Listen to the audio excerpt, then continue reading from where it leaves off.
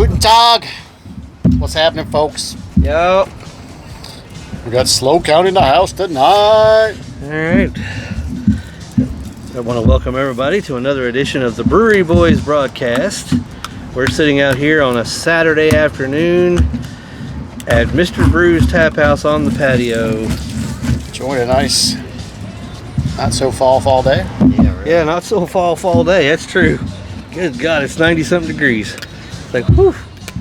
Anyway. I am drinking the Cappy Snacks Cincinnati Black Raspberry by Urban Artifact in Cincinnati, Ohio. Alright, that might be my next one. I'm drinking. Tastes nice, refreshing drink for a fall day. It's not so fall. I've got the Mad Tree Seeing Colors IPA, which, as I spoke about it on our Wednesday broadcast, that Seeing Colors is one of my favorite IPAs, and it's from Mad Tree Brewery. We've talked about this on the show many a time. So Several. So anyway, but that I'm kind of interested in what Jason's got there, so that might be my next one. Might be my next one. Blackberry flavoring too. So what'd you guys think of the tap takeover at Jack Brown's? I had a good time. Always have a good time. Yeah. Got a little bit educated on some bourbon with Mr. Benjamin We had a Brooks. good bourbon talk going on there for sure. Yeah, he's opened up the doors for a possibility of us coming down and trying some of his bourbon and stuff. So keep an eye on that.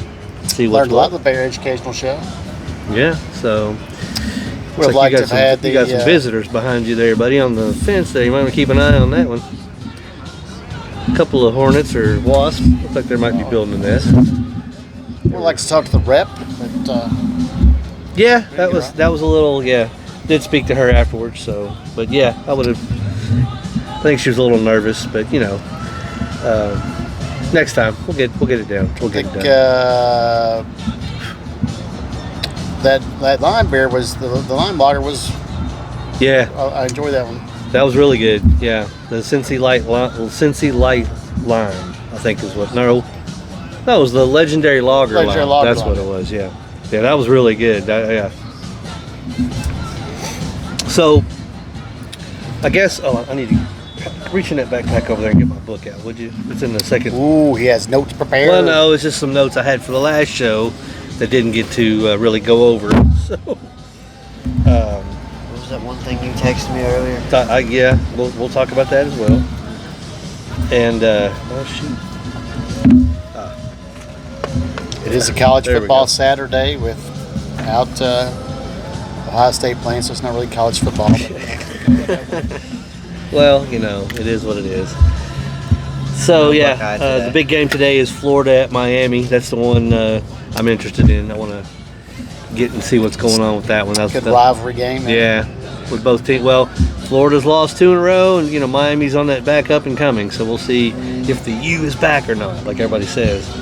Glad to see Clemson getting their ass whooped again today. Are they? Yeah, it was like 24-7 at half. I know my Tar Heels are getting beat 13-0. So What's new about that? Central Florida, I think, is beating them, or South Florida won. Bill Belichick era. Yeah.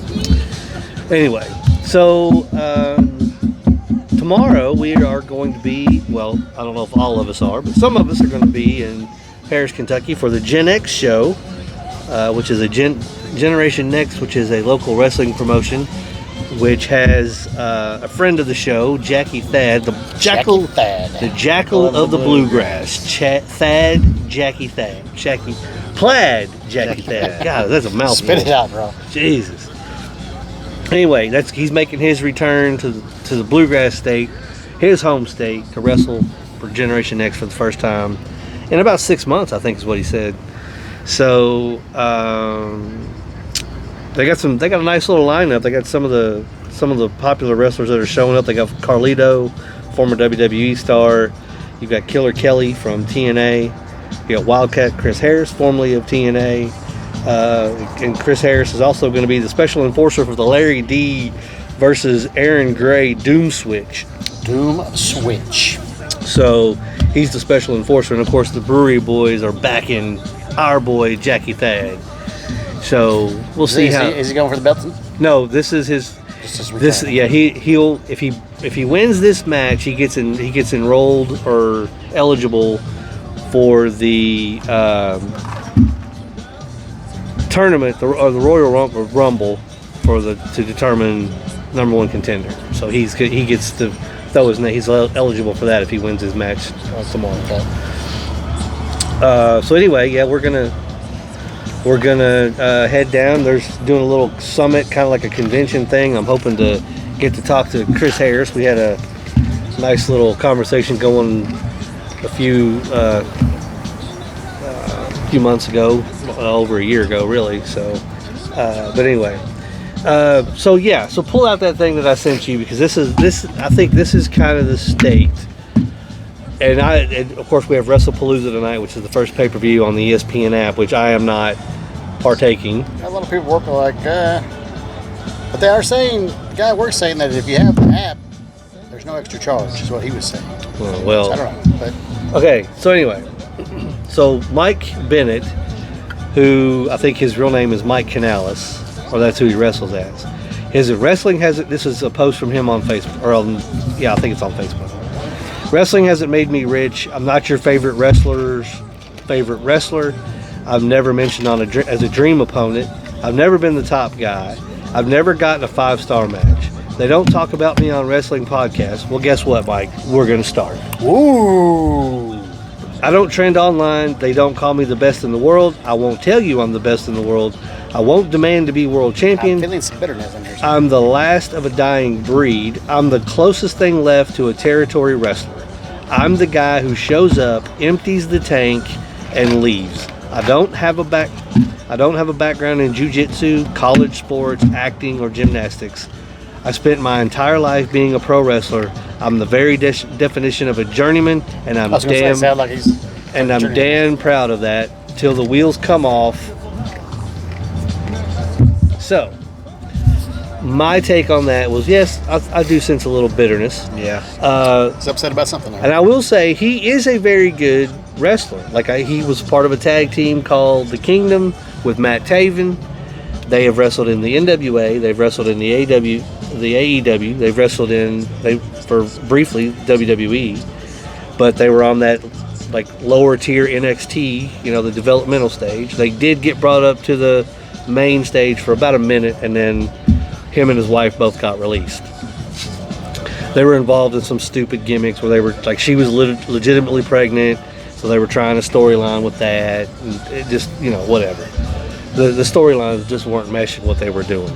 Anyway, but having said that, that is one of those guys that I think are very well worth your. Thank you, David. Appreciate that. Can I get you anything else right now? No, we're good right now. Thank you. All right. So that being said, the talent is there, and it just goes to show you that there's these promotions. Not talking about the independents, but the promotions, WWE or AEW, they center on certain guys, and those are the ones that are featured on every show. You can watch Raw and SmackDown, and you're supposed to have Raw specific people, but yet, they're going to migrate over here to SmackDown. They're going to make an appearance. Well, wait a minute. You had a draft saying you're going to be exclusive to SmackDown, you're going to be exclusive to Raw. Well, why do you have your World Heavyweight Champion showing up on SmackDown? Oh, because you have a feud with CM Punk? Like I talked about before, You haven't watched it in a I while. haven't watched it, and I'm not the big fan of the two separate entities in and of themselves. Yeah. They all should be wrestling. You're right. They should. Can't have 32 belts. You're right. You need to have a champion, a tag team champion, a television champion. Going down the line, you need to have not I am Wednesday night's champion, I'm Monday night's champion, I'm Friday night's champion, and I'm Saturday's champion. Yeah, you're absolutely right. And I get that. And this thing with Mike Canales, is part of the situation where you've got good guys that are willing to go the length to put a person over, or have good matches, and you relegate them to the sidelines, and then we don't have anything for you, so we're going to release you.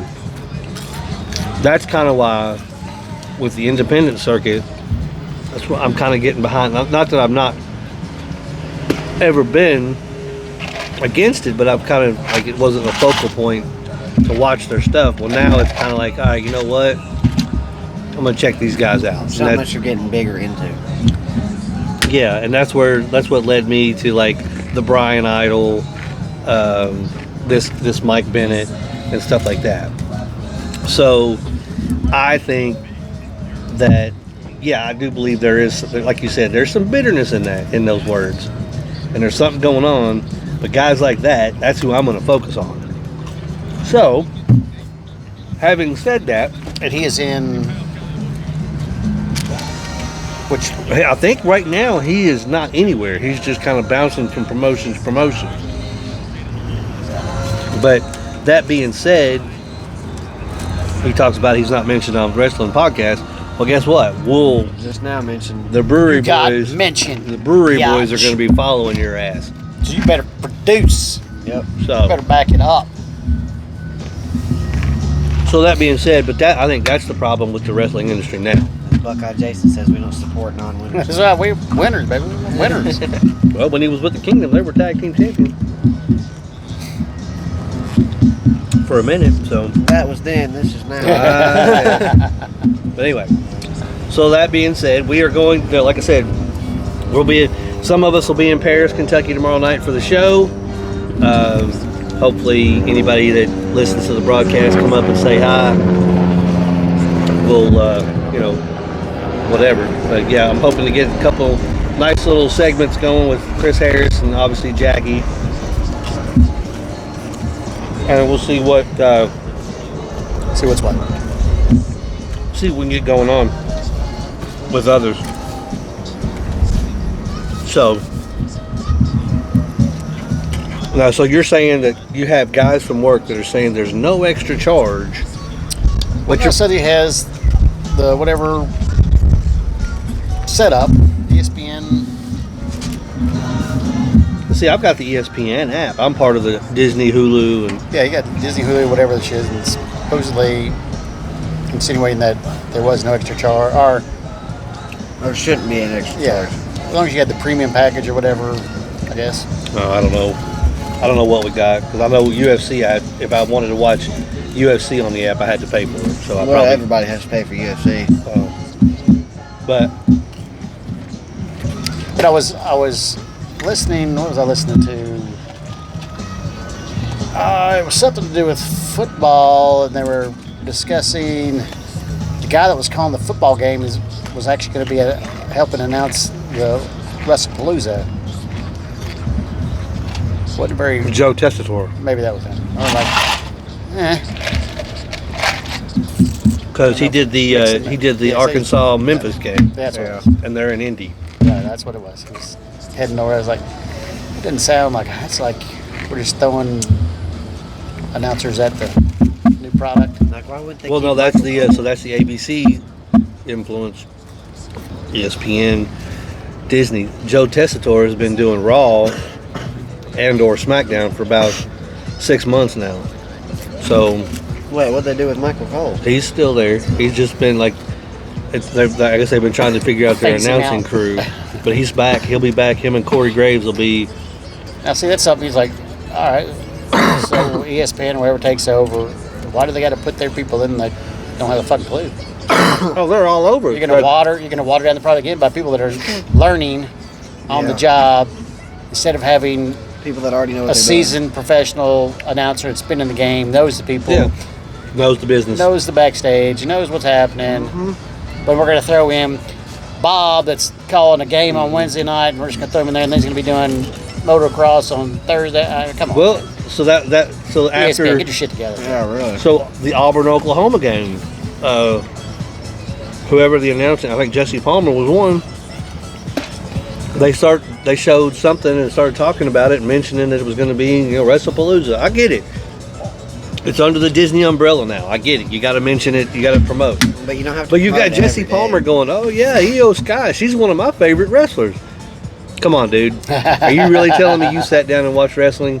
I doubt it. Very seriously. This is football season, bro. You're focused on football. Exactly. You've been following football, you have no clue. No. I mean, you may know a brand name out there. For Well, you something. CM Punk, Seth Rollins. You know the big names, but But I don't agree with having no, your regular broadcasting crew just traveling down through everything. no. And that's part of. I think that's going to end up being part of the issue. But as of right now, I am not planning on participating in this money grab. You're boycotting ESPN wrestling. There it is. I will watch Netflix because I have Netflix. I will watch SmackDown on Fridays, but I will not be buying. If I have to pay for it on the app, I will not be buying the extra. And I will continue with my Peacock because that's where you can see NXT. So the NXT pay-per-views or PLEs We'll be getting we'll watched. be able to watch. Which most of those are usually better anyway. Yeah. Because you have that young developmental talent, almost like going back in the day to the territory. And But Sean it's does it better but than it's Hunter still does. got that kind of big big name feel to it because it's WWE money. So What channel is AEW? TBS. Yeah. Now, see, I'm starting to get into that a little bit. Just like Timeless Story. I love her promos. Oh, Timeless Tony Storm. Yeah, Tony, whatever. yeah, She's hilarious. yep. She's pretty good. Again, she was one of those that WWE had for a while, cast her off, Yeah. Couldn't know what to do with her. and I think it was more of the personality than it was anything. And that's their loss because she is a personality and she is a crowd lover. I mean, she yeah. is. I would say she is AEW from what I see. Yeah, she's the women's division. Crowd right loves now. her. Goes along with everything she Yeah. says. I mean, she's got love the sexual innuendos of it, just all of it. It's just hilarious. There it is, folks. That's what. There Dog it and is. sex. That's what draws him in. That's what draws him in. But yeah, I mean, and AEW's another one too. They've got talent. They don't know. Like you got a wrestling fan who owns a wrestling company that his dad owner of the Jacksonville Jaguars. So he's deeming as a wrestling fan these are matches that I think wrestling fans want to see, and that's not how it is. Like if I want to see a decent match. I don't want to see somebody giving 50 super kicks to one dude. He's bouncing right back up. It's like, okay, we get it. We know it's fake. You don't have to no sell. You know what I mean? So let's do a little better on the. So you're insinuating the writing is still not. The writing is a heck of terrible. a- Oh, okay. Yeah, writing is terrible. So, I mean, you'll have somebody involved in the feud, and then they have their, pay-per-view, and then sometimes it may be settled, sometimes it won't be settled, and you'll come back out on Wednesday, the next show after their, premium live events, and they're still talking shit to each other. It's like, well, wait a minute. Are we doing the rubber match thing where it's going to be you won the first one, now he's going to win the second one, then we're going to have a third match?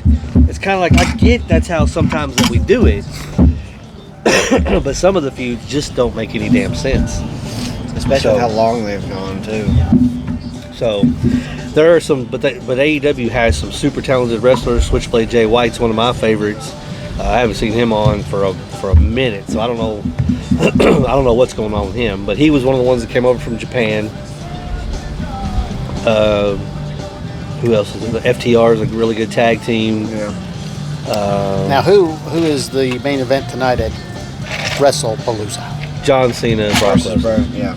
That's going to be, and then you've got Which from what I've seen, they just now started kind of promoting that back. Yeah. Where it came out, that big WrestleMania, and there it was, and it would disappeared for whatever while he was doing his Jake Paul thing and blah, blah, blah, blah, Yeah. blah. Then, so I don't, again, the writing. Writing's going So we way were down. getting fired up about it, and then it was like, nah, we're off of it. And then now we're just going back to the next pay-per-view, so we're going to be on it for the last 2 days and expect you to be like, Well, and then I think there was some backlash over. I don't know what I don't know, so I'm not going to speak on it, but I know there was some legal issues or something that Brock had something that was going on legally. I don't know. and everybody was up in arms that they signed him back because of, even though he had that hanging over his head. And I don't know what it was, so I can't speak on it, but apparently, like, you know, it must have been something pretty bad, because like some of the WWE fans are, I'm done, like, so. But they can say that. I've heard that 100 million times. I'm done, and then you're still There. so. Well, I think now you get to the point like where you are. It's like I'm done because I'm done paying for it. I don't want to keep paying for this shit. Yeah. And let's just go ahead and talk about the fact that they're really fucking up because they're going to Saudi Arabia. Oh yeah. For That was my SummerSlam. next. That was my next topic. Are yeah. you WrestleMania? WrestleMania? Are you fucking kidding me? Like, let's go to some fucking foreign ass country. Our fans are gonna go, and nobody's gonna be able to be there live except for whoever the prince pays to be there. Allah, whatever the fuck you want to call yourself. Great for you that you have all your oil money and the rest of your country is poor as shit. And you're gonna pay your people to go and watch this event because there's not gonna be a fucking real wrestling fan in that place. I could roll over to Saudi Arabia right now. It's like, who's John Cena? I don't know. Who's any wrestler that you think a Saudi Arabia person knows? How big do you think? Rhea Ripley. Do you think Rhea Ripley can pop on the streets of Saudi Arabia and they're just going to go Oh wild? no, she couldn't pop because you can't. Like they wouldn't know it was her because you have to wear your. Like they can't show. Oh, they got to wear the garb too. Are you fucking kidding me? They can't show skin. USA. Fuck that shit, man. They can't wear. Why are you going there? It's the most ridiculous fucking thing. Again, you It's have money. I get it. He's throwing tons of He's money throwing at a him, lot of but He's throwing billions. I But- guarantee you. I know it's your flagship pay-per-view. why you just alienated all? Yeah. Not just any.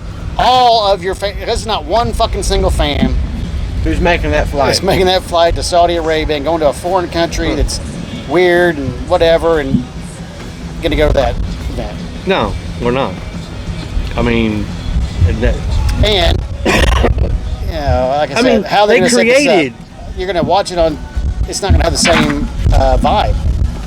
'Cause right. Again, it's all foreigners that No. don't know wrestling. They're gonna be in the. Well, in and the it's at stands. it's not the same start time. It starts at like 2 in the afternoon Yeah.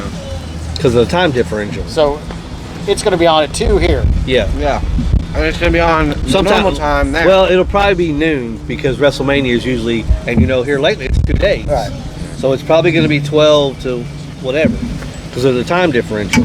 But why? My thing is, why would you take the pay-per-view that basically kept your company afloat and sell it out to a foreign country? Exactly. That's what I'm saying. I mean, I get it. Money talks and bullshit walks. Runs a marathon. So most what of the this is time. telling me is WWE is in such financial trouble that they've got to seek the oil money of the Arabic countries. I mean, to support them and keep without, them afloat. I can't speak on the financials, so I don't understand. I don't know. I mean, that's what I'm getting. That's But we're going to go all in on the money scene and fuck our fans and fuck this sport and we're going to take it to shit hell because Triple H is poor now. All of a sudden, and needs money. That's ridiculous. I don't know. Triple H, get your shit together, bro. I mean, Ruining it. they created a pay-per-view for You're them, ruining Crown it. Jewel. It is their pay-per-view that they hold once a year over in Riyadh. And oh, by the way, you have your own Crown Jewel champion, women and men's. So you created a belt for this country exclusively. So when So there is a belt for. Cody Rhodes and Gunther last year fought for the Crown Jewel title. There was a tournament that was held, and the main event or the two winners went over to Crown Jewel on the pay-per-view and wrestled, and Cody Rhodes beat Gunther. So Cody Rhodes is your Crown Jewel heavyweight champion. Yep. While being the I think Jade Cargill is your Crown Jewel women's champion. I'm not sure, or it might be Rhea. I don't know.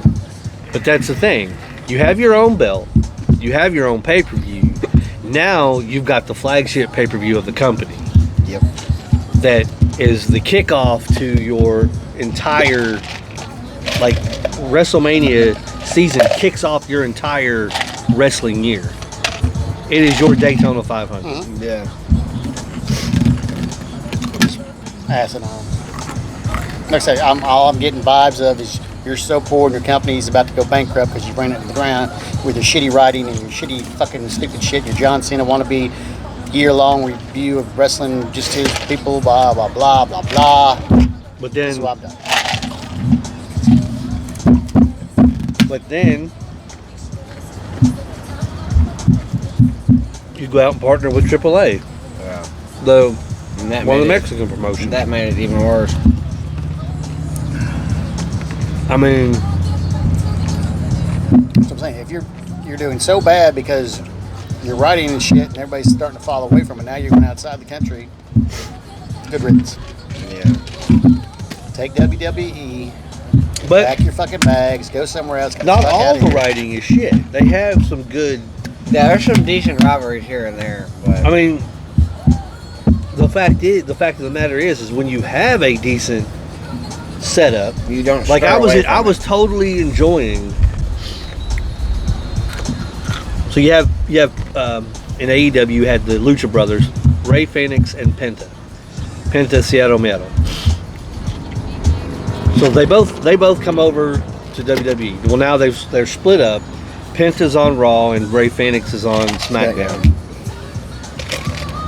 So of course all the fans that know him as the Lucha Brothers, oh, we can't wait for them to bring him up. Well, all right, doesn't look like they're going to do that. So they teamed Rey Fénix up with Andrade, who at the time, well, not at this time, but at one time, Gone now. a few years ago, he was married to Charlotte Flair. And a lot of people said, well, that's the only reason he, got over with anybody is because he's Ric Flair's son-in-law. It's like, no, he's actually a damn good wrestler. He is a luchador, but him and Rush El Toro Blanco, they had the group in Mexico called Ingobernables, which I don't know what that translates to, but anyway, It's like goober. they were a faction, and when they both came to AEW, I was like, that's going to be awesome, but they didn't team them up as often. And Andrade goes back to WWE, where he was a United States champion. He was well, and then of course, then he goes contract. They released him, and he goes to AEW, and then he comes back to WWE, and they involve him in this storyline with Rey Fénix, and I thought it was great. They put on some great matches. They actually wrestled in that ladder match, and with the Wyatts, well, no, they wrestled in the 16 ladder match. Yeah. For the tag title, the ones that the Wyatt Six retained, and I was like, totally thought that Andrade and Rey were getting the belts because they're that good. Like, it's one of those tag teams that, even though they're luchadors, they're high flying and all this stuff. That is the luchador. Yeah, that is the luchador. Bouncing, flipping. And it's one of those little guys that were going against the big guys, but they did all the right. moves. But they're actually big guys. Like, Andrade's not small. He's not like, he might be 6'1". But it's like, okay. So they were actually putting on some great matches, and now I don't know if he's been released again or what, but you haven't seen him since WrestleMania. So they did say that there were some injuries during that match, so he could have been one of the ones. So but I've heard rumors that he might have been released again and possible AEW return. I don't know, but that's the thing. Is like going back to what Mike Canales said. You've got good talent. You just don't utilize them. Like, WWE has so much talent, even in their form league, NXT. You could have a wrestling show every night of the week. You have so much talent.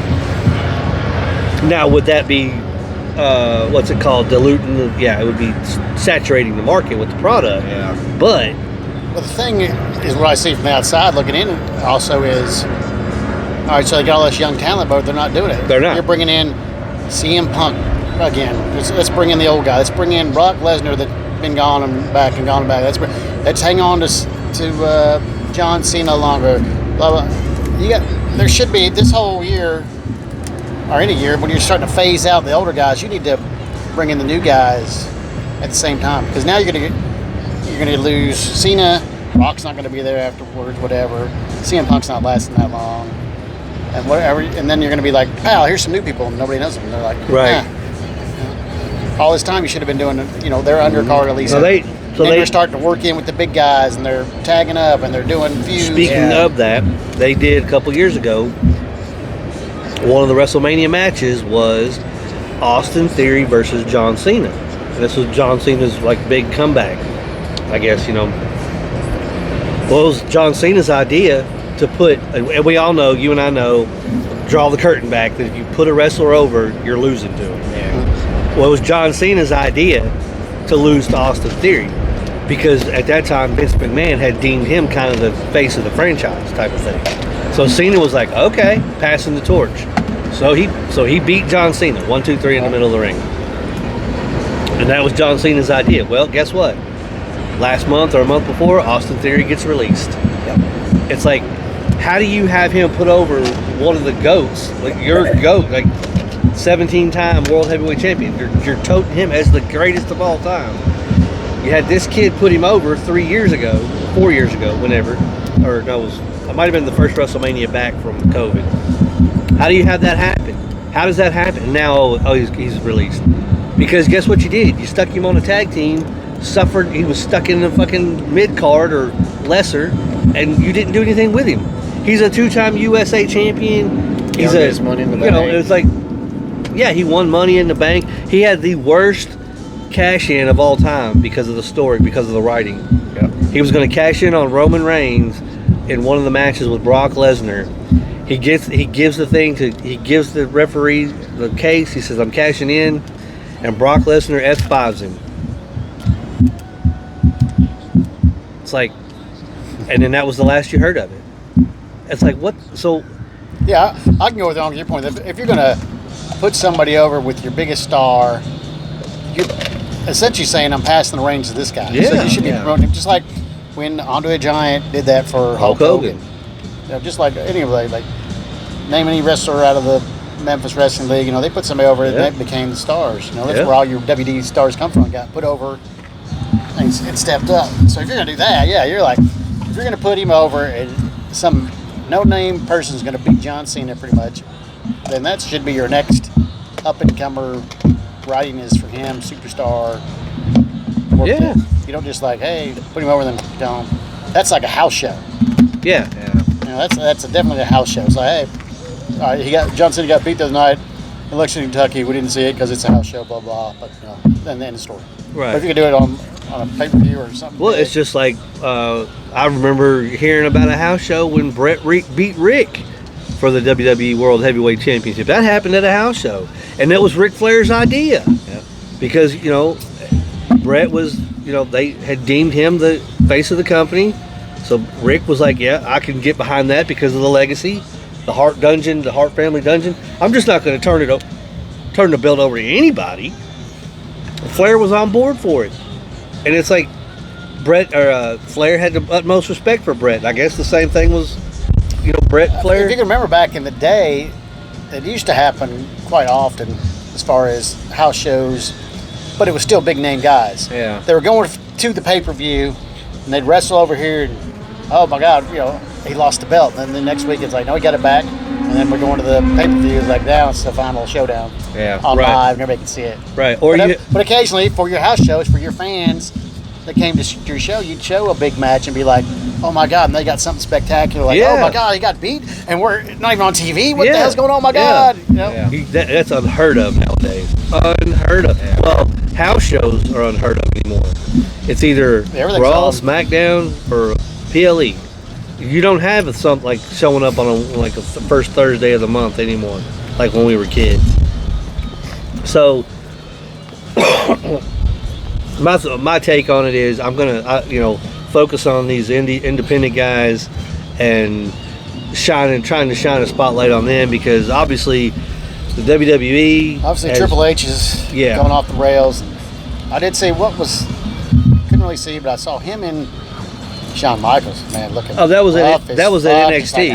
fuck. That was their big broken. homecoming. Did his legs break all of a sudden, or what? I don't know. He's got knee problems. But he came in there like something about Triple H was like, "What if I come back?" And then somebody came out and they cut off. So I was like, "When are we going all that?" Yeah, no, and that was William Regal came out and started spouting out some stuff. Yeah, I love Regal. I did.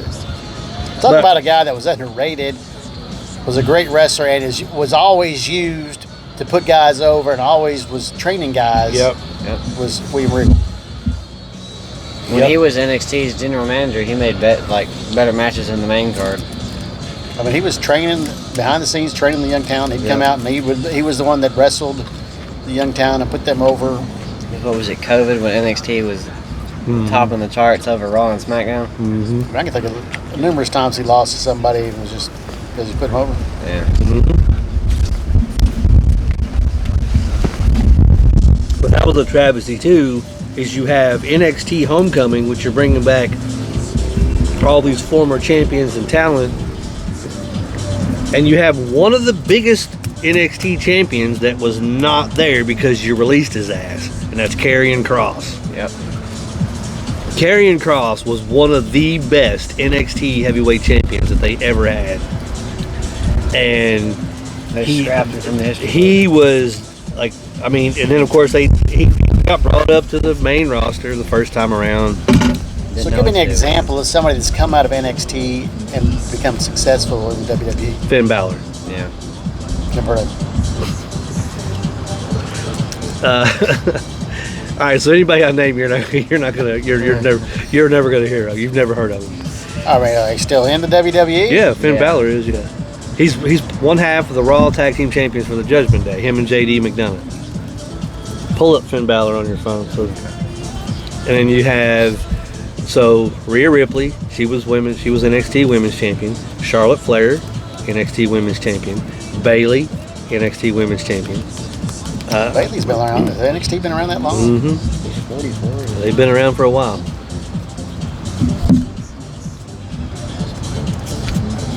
Okay, yeah. I see. Yeah, so he was first incarnation in NXT's Black and Gold brand. He was one of their first. Seth Rollins was a world champion NXT. Finn was the first Universal champion until he got hurt. Finn was, he was the first Universal champion until he got hurt at SummerSlam. Had to vacate the title the next day, I believe. Yeah. Oh, it just reminded me when I was talking about that Shawn Michael Triple H thing, and Charlotte Flair and what's her Alexa name? Bliss. Alexa were like, and she's like, if you don't, women have ruled this place. And if you don't like it, we got 3 words for you. Suckers. Yeah. Alexa, I like Alexa Bliss a lot. This little thing they got going with her and Charlotte as frenemies is kind of fun. Really. It's kind of fun. Funny. That's what I'm talking about. It's funny. It's good. Yeah. You know, lately they come out there. You know, you see they're more friendshipy. Yeah. Instead of the beginning, it was like, whoa, okay. Yeah. Yeah. There's one where like Charlotte's holding pom poms in the background. She's like, do the thing, and Charlotte's like, no, just do the thing. No. Yeah. Yeah. Well, that's just funny, Sean. Yeah, I mean, yeah, It's entertaining. it is funny, and whoever put that together, that's good writing. I was saying that's So, yeah. Producing something that's funny, get the fans entertained. And if I'm not mistaken, I believe they still have the champions. They have still the tag the tag team. team. Yeah, so they're the women's tag team champions. So that's yeah. And really, I think from what I've seen, it helped Charlotte out a lot. Yeah. Instead of she was going by herself and kind of floundering around in the background of other shit. Well, I think they had plans for Charlotte to recapture one of the titles. Yeah. But then I think the fans are getting tired of seeing the same. You know, it's not like back in the day. Like back in the day when Flair was on his title reign, you had the territories, and we've talked about this. He would go to Texas, and he would drop the belt to a Von Erich, or he would drop the belt to somebody. And then it was like, oh, okay, so then he got it a week, 2 weeks, a month, and then Flair comes back and he takes it back. You know what I mean? You don't have that anymore. So when you have the same person winning the title in your company, it just, okay, whatever you see before all this, you'd see Charlotte Flair, okay, well, she's in the women's title, so she's going to win. Yeah. And sure enough, I get it if you're trying to put her on track with her dad. Put him on, like, same, okay, we're going to do the same thing. That's good writing. It's like, hey, she loses it, a few months later. All right, now she's working her way back up. And like, I got the money in the bank. All right, I got this. All right, then you lose it again another month later. And like, all right, fuck it. But they wouldn't do that. They would have it to where she would, like, be gone. Like, she would disappear for a month, 2 months. Like what they do with Brock Lesnar. And then she would come back, and then immediately she's inserted into the championship picture. It's like, fans got tired of that, and I think they actually listened to some of that stuff online because it was like, yeah, you know what, let's back it down. So then they had to do something else, and this, I guess, presented itself. Well, I don't think she was as what's the word? Her personality wasn't as good solo as it is now. Right. Yeah. With the tag team. Yeah. She can. And She feeds off her, and they do the little joking thing. And I think being off that year with the knee injury really kind of set her back as far as the I'll fans take and stuff. the Founders Marzan. Founders. I think I'm going to do the, what was that? The Cincinnati Yeah, Black Raspberry. Black Raspberry. The black raspberry Yeah. and the Founders Marzan, Oktoberfest. Could I just do another water, please? another water. Yes. Whoa, back it down, big man. But so that's the thing. It's like it's one of those where okay, she was off for that knee injury, and then it's like okay, they were going to come back, and I think the fans were like, not so fast. Baby, come back. Yeah, come back in energy. You earn your spot back. You gotta do. Yeah. You work your way. You can't just throw them in the picture. Be like, hey, your Charlotte's back. All right, she beat this person. Okay. All right, her leg's better. Yeah. Okay, she beat somebody else. That's and Can't do immediately into. But I think that was the growing custom was that she was immediately thrust back. As soon as she leaves, throw her right back. How many times has she had it?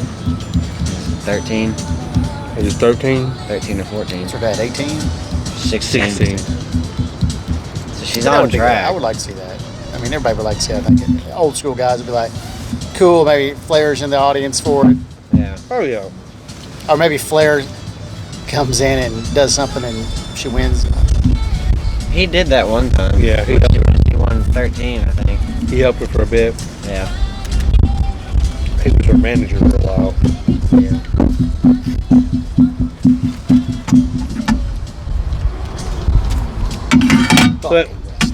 So anyway. But yeah, so that's the status that I'm like. I'm Raw, SmackDown, NXT, PLEs. Who owns WWE now? Disney. TKO. TKO is the, I guess, controlling, and Which they own but UFC. with them being under Disney, I think there is a Disney umbrella. So The Disney, typical Disney. Walter we're gonna has an we're umbrella gonna throw on all it. our fucking people in at there, kick your people out. We're gonna take over and try to fuck it up like they did Star Wars as much as they can. Yeah. well, yeah. Walt has his umbrella over it now. In his cryo. Well, Walt's in his grave, rolling over. I'm sure. He's cryo froze. Man. Is he? He's gonna come back one day. Oh well, Walt was cool back in the day. he was. People that are now taking over butt heads. Yeah, I guarantee he'd be rolling over in his grave, seeing what's going on. Oh yeah.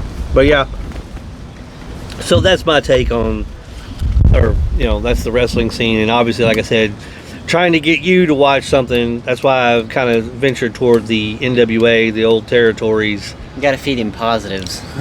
Well, no, I've fed him positives. Like Brian Idol. Brian Idol's a great watch. Yeah. Him and his girlfriend Natalia Markova. Natalia Markova. Natalia. They often do mixed tag teams. They're called the Looks That Kill, Yeah. and they're both. They are both like phenomenal wrestlers. They're really good. So I can see this whole setup with him being the television champion and eventually competing for the world title. I could see him being your next, world heavyweight champion. How's it? You have the one family of the Samoans. Fatu's. Roman Reigns, whatever. I don't Do we know. have a separate family on the other show, where at No. some point we can get to see? That's writing right there. You've got this one group coming on this side. You got the NWO over here. You got Generation X over here. Then they come and collide, battle it out, bro. Yeah, no, we don't have that on any of the independents. They tried to do something like that last time with the Bloodline or whatever. I mean, I guess It it's just didn't seem as exciting to me. Like, you didn't have what do they call JB and what's his name? And they went around beating the hell out of everybody. Oh, Farouk? Yeah, Justin Ron Justin Simmons. Bradshaw, Ron Simmons, and Right on Simmons. yeah, the APA. APA, yeah, you know, that's the little click tag. yeah, you the read. Acolyte Protection Agency. You know, that was funny. That was good. That was good. Damn. Damn. I mean, stepped in, kick ass. The bloodline just seemed to keep going and going. It was like them. The whole fucking show was them coming out. yeah, talking at the first for 15 minutes, and then Thank you. and then either having a match the last half hour, and then you're like, oh god, yeah, just ad nauseum. Thank you, sir. We don't have the Founders Marzam, but we do have like a regular Oktoberfest if you like that. Oh yeah, give me that one. All right. Ooh, yeah, that is good. Nice crisp little taste there. Yeah, got a nice little sour kick on the I back. was gonna say it looks nice, Yeah, that's really good. but obviously I'm underage, so we're not gonna do Yeah, that. we can't do that. Obviously, this But- is the '80s again. So yeah. So I mean, you know, the wrestling is, and to get back into it, it's like you know, there's nothing that from the Attitude Era that would grab you to pull you back in. I think that's occasionally why they keep bringing a Trish Stratus or, you know, these alumni, bringing them back in for a match or two, because we know how you felt about them back then. So Again, that comes to me as the current situation isn't working, and we need money. So let's bring us in to try to bring something. Just like we're going to go to Saudi Arabia because we need the money. Because apparently you know, that should tell you your product is suffering. Yeah. So I've got to go. I mean, even though it's great money, if I got to take that, if I'm running a company and that's my biggest event, or WrestleMania, am I going to take that money and alienate my fans and everybody and go to a different country and have my main event with none of my fans can go, or am I going to be like, I don't really need that money, I'll have it here and make some money still? well, and that being said too, is I keep going back because I've told you they have their own pay-per-view. You created an event for the Crown Jewel. It's called Crown Jewel Because so they don't need two events, especially not your WrestleMania, your bang. Right, you have company event. Right, Bang for your buck. you have. If you've got your own event that they're already going there for anyway. You have your own event. You have your own heavyweight champion, men's and women's. Yeah, you don't need to bring out or to scarf up a not only a premium live event, but the premium live event. Your event. It's your event. It doesn't matter if brought you from back in the day where you were almost bankrupt and Hogan saved you. WrestleMania 1 saved you in WrestleMania 1. That's your event. That's your crowd pleaser. Now that you've got 2 days of it, then you're living it for a week long. Plus because you do the whole fan fest thing all week long leading up to it. So now no American fan can go to that. Oh, and by the way, they also have their own fan thing all year round. They have a whole village dedicated, I guess, to the WWE. There's something that is like a fan so you fest. are telling me that Saudi Arabia does have wrestling fans?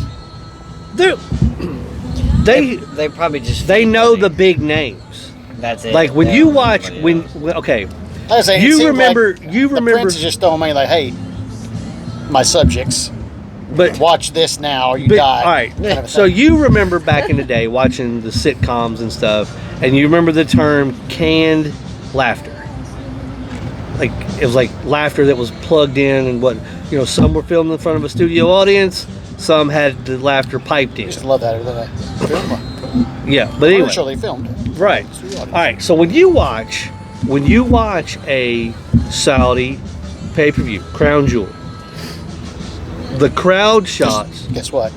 You're not going not to. Doing it.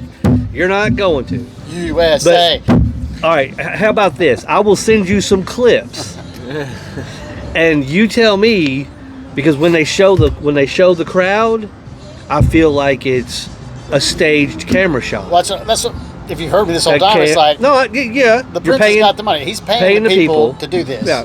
They're not like there's not a free will over there. It's like I'm paying you, or you're going to die. I'm going to throw you in jail. Cut off your head. Whatever they do over there.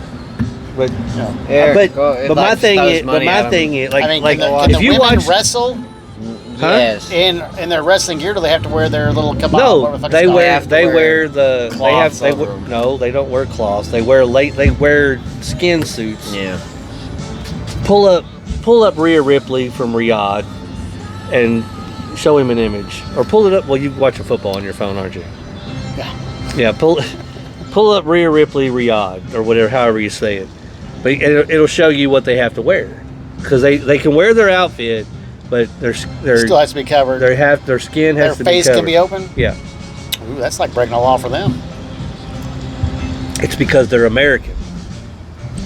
I thought the law was no matter who, because I mean, they don't really care about women over there. They're stoning them to death for no reason. But okay, Pull up some images. Yeah, like that. I'm hurting Rhea's Yeah, relationship. no, pull up that one of the all black. Show it to him. That's what the women wrestled in. That's what the wrestling they wear their attire, but they have to wear It's like a custom attire latex. for that special So it's event. it is leather, it is covered, but it is a little risque, I would say. I mean, for you're, Saudi Arabia be- showing off some but booty. you're not going to be able to wrestle in the robes. No. I mean, so you're going to as long as it's covered. I'm surprised they allowed the women over there anyways. Well, I think at one time, There I think was- at one time They weren't. they were not allowed. Yeah, the first And I crown think jewel. and I think Vince McMahon actually said, "Listen, no, it wasn't the first Crown Jewel. It It was wasn't. it was one of their pay-per-views that they had. It wasn't called Crown Jewel yet." But Vince McMahon said, "Listen, if we're gonna have these, then you've got to allow it," or something like that. So Vince actually, but at the same time, they have their own pay-per-view. You Yeah, have they your have- own. You have your own You have women's your own champ. pay-per-view, you have your little thing that you can go overseas and make you feel good, like kind of like NFL football. Going With over, London make you feel good, and Germany or whatever. 8 o'clock in the fucking morning and nobody's watching, but okay. Right. If you already got that, you sure as shit don't put WrestleMania. But up. yet, I mean, you could if you need another one. I mean, there's plenty of months in the year, but I don't know why Crown Jewel. Like, obviously, we're coming up on October. And I don't think they've had a Crown Jewel or had a pay-per-view yet. To my knowledge, unless it was earlier in the year. Just a horrible idea. I think they'll regret it. Although they'll make a buttload of money, but in the long run, like people like us are like, fuck it, man. I'm not going to pay for that. I'm not going to watch that. I'm not going to, fuck you. You took me out of the loop, and now I don't care anymore. It is. You did not think of your fans when you made this decision. That's clear. I mean, the fans there were chanting, "You're a sellout." At the press conference. Press conference. Well, I know there was a big uproar at the AAA event that night because that was because right after SmackDown went off on that Friday night, What was that Mexican? they had their AAA card on YouTube, and the fans were chanting the same thing. So the fans were not happy because apparently, I guess some of the members are the main. You got to check the temperature in the room. At this point in time, with the way the world is, maybe we don't do something stupid like that. Yeah. Well, I guess they think they can just do whatever they want. But like I said, it certainly soured me on their product. Like I said, the main roster, but I'll still support the NXTs, and I'll still support. I'll tune into AEW every now and then, and I will support all the independents that I can. Because I'll say, like you said, when money talks, bullshit walks. So yeah. I mean, I get it, money, getting all that money, but that's just telling me they're in dire need of some money. Like Yeah. But I'll say, with all these big money makes they're doing, it kind of looks like that because it looks Trying like to make some money. they're like begging John Cena for his last gasp, like, give us some money. Well, And they just sold it to whatever that group is, ESPN. TKO. Which that was what, a couple years ago. No, it was last year before. And The Rock is like the majority shareholder of it, supposedly. Yeah. So. The Rock is taking control of everything. The Rock. But that again, like that. Why, if he's your majority controller, why are you over there? Like, he knows, he should know. I mean, why? When I go to Hawaii or It's Samoa money. or something. I mean, that's that was the one big thing. Like, I don't know if you ever watched The Young Rock. So No. it was pretty fun. I remember the show, but Well, you should watch it because most of it. They say some of it. None of the like hardly any of the backstory for like when they show the wrestling days when he like when his dad. None of it's really accurate, but like you see Hogan and all that stuff. It's kind of funny, and it's like so a lot of the stuff was bouncing through Memphis through Vince. It's like bouncing to Vince through vice versa. So it's like from Samoa, from the Hawaii, Memphis, New York, wherever, and doing all that. So it's like there was a tight knit between the three territories. Like I said, we were talking about before, all your WWE stars came out of Memphis. Yeah, I mean, or Sting, Road Warriors, Flair was there, Macho Man, Jerry King. Well, that's what I mean. Hell, when the Undertaker as Mark Calloway, hell, he come up and he was in WCW as Mark Calloway, and his finisher was the Heart Punch. I've got a match. I think I've got it saved. I don't know, but it's him and Lex Luger, and it's me and Mark Calloway. And then he became one half the Skyscrapers with Danny Spivey, and then next thing you know, Undertaker in WWE. Tomorrow is what is Jackie Fad's finishing move? I can't remember what he calls it, but it's almost like a reboot, like a heel kick. Like a super kick? No, he comes off the rope and he jumps up and it's like he catches you with the leg. It's a pretty sweet finisher. But I can't remember what he calls it. It's hard to describe it without seeing it. Yeah. Only thing I can call it is like with Matt Cardona has the Rough Rider. Is that what it's called? The Rough Rider? That's what it used to be called. Yeah. When it was Zack Ryder. Well, yeah. So it's called something else now.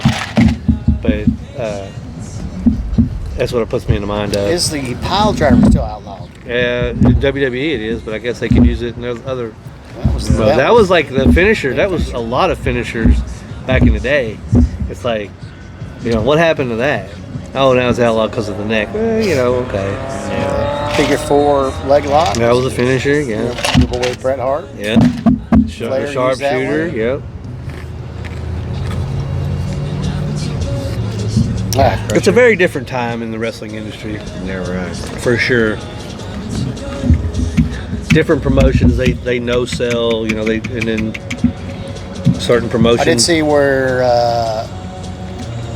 Rampage's son is actually getting charged. I heard that, yeah. The guy, I guess the other guy's, whatever his name Press was. charges? Well, I'm guessing, but he's out of the hospital finally. Wow. I press charges too. I mean, bro, I hate you with the fake beard, didn't phase you, didn't do nothing. You come at me and knock me out and beat the fuck out of me in the middle of the ring because you're a fucking idiot. Whatever. Yeah. I'm going to charge you. Does he got to pay for his hospital bills? I'm guessing that's part of the charges. We'll find out. Okay, well. Did you not see that? No. Rampage's son, they went to some promotion, and wherever they were, the guy hit him with the fake beard because he thought he's a new guy in this thing, wanted to see what's going on. And they just kind of stood there like, no. And they apologized. Finally apologized. They were like, okay, it's okay. We didn't know, blah, blah, blah, blah. And they're like, hey, why don't you do something like, we're going to let you come in the ring, and you can say this, we'll do a fake slam and one hit or something, and somebody will pull you off and be like, yeah, you got your revenge, blah, blah. Yeah. No, he picked the guy that slammed, and the guy knocked out instantly because he slammed his head against the mat. Yeah. So he was out, and then he just got on top of him, just like, boom, boom, boom. I mean, he was wailing him. Yeah. And it was like, before anybody got to him, he's like 30 punches in. Yeah. Guy's blood, teeth flying, choking to death. Yeah. Jesus. Like, he got anger issues, bro. Yeah, really. Lord. Yeah, it was pretty wild.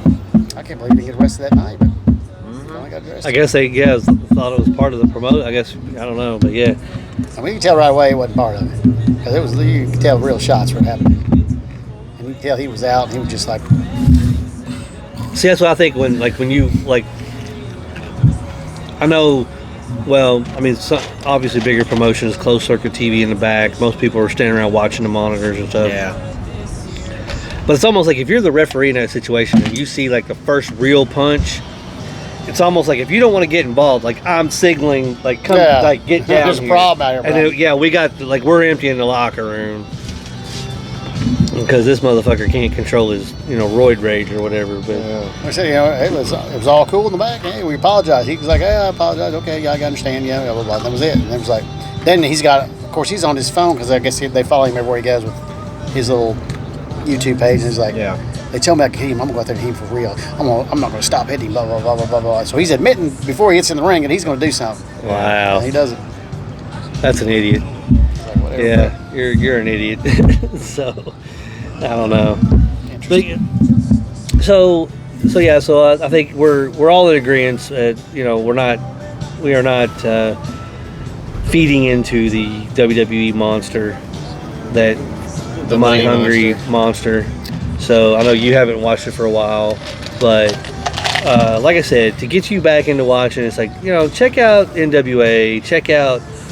I'm slowly, like I said, getting into the AEW just because I'll watch a lot of her spots. But now, do you have TBS where you can have Dynamite on?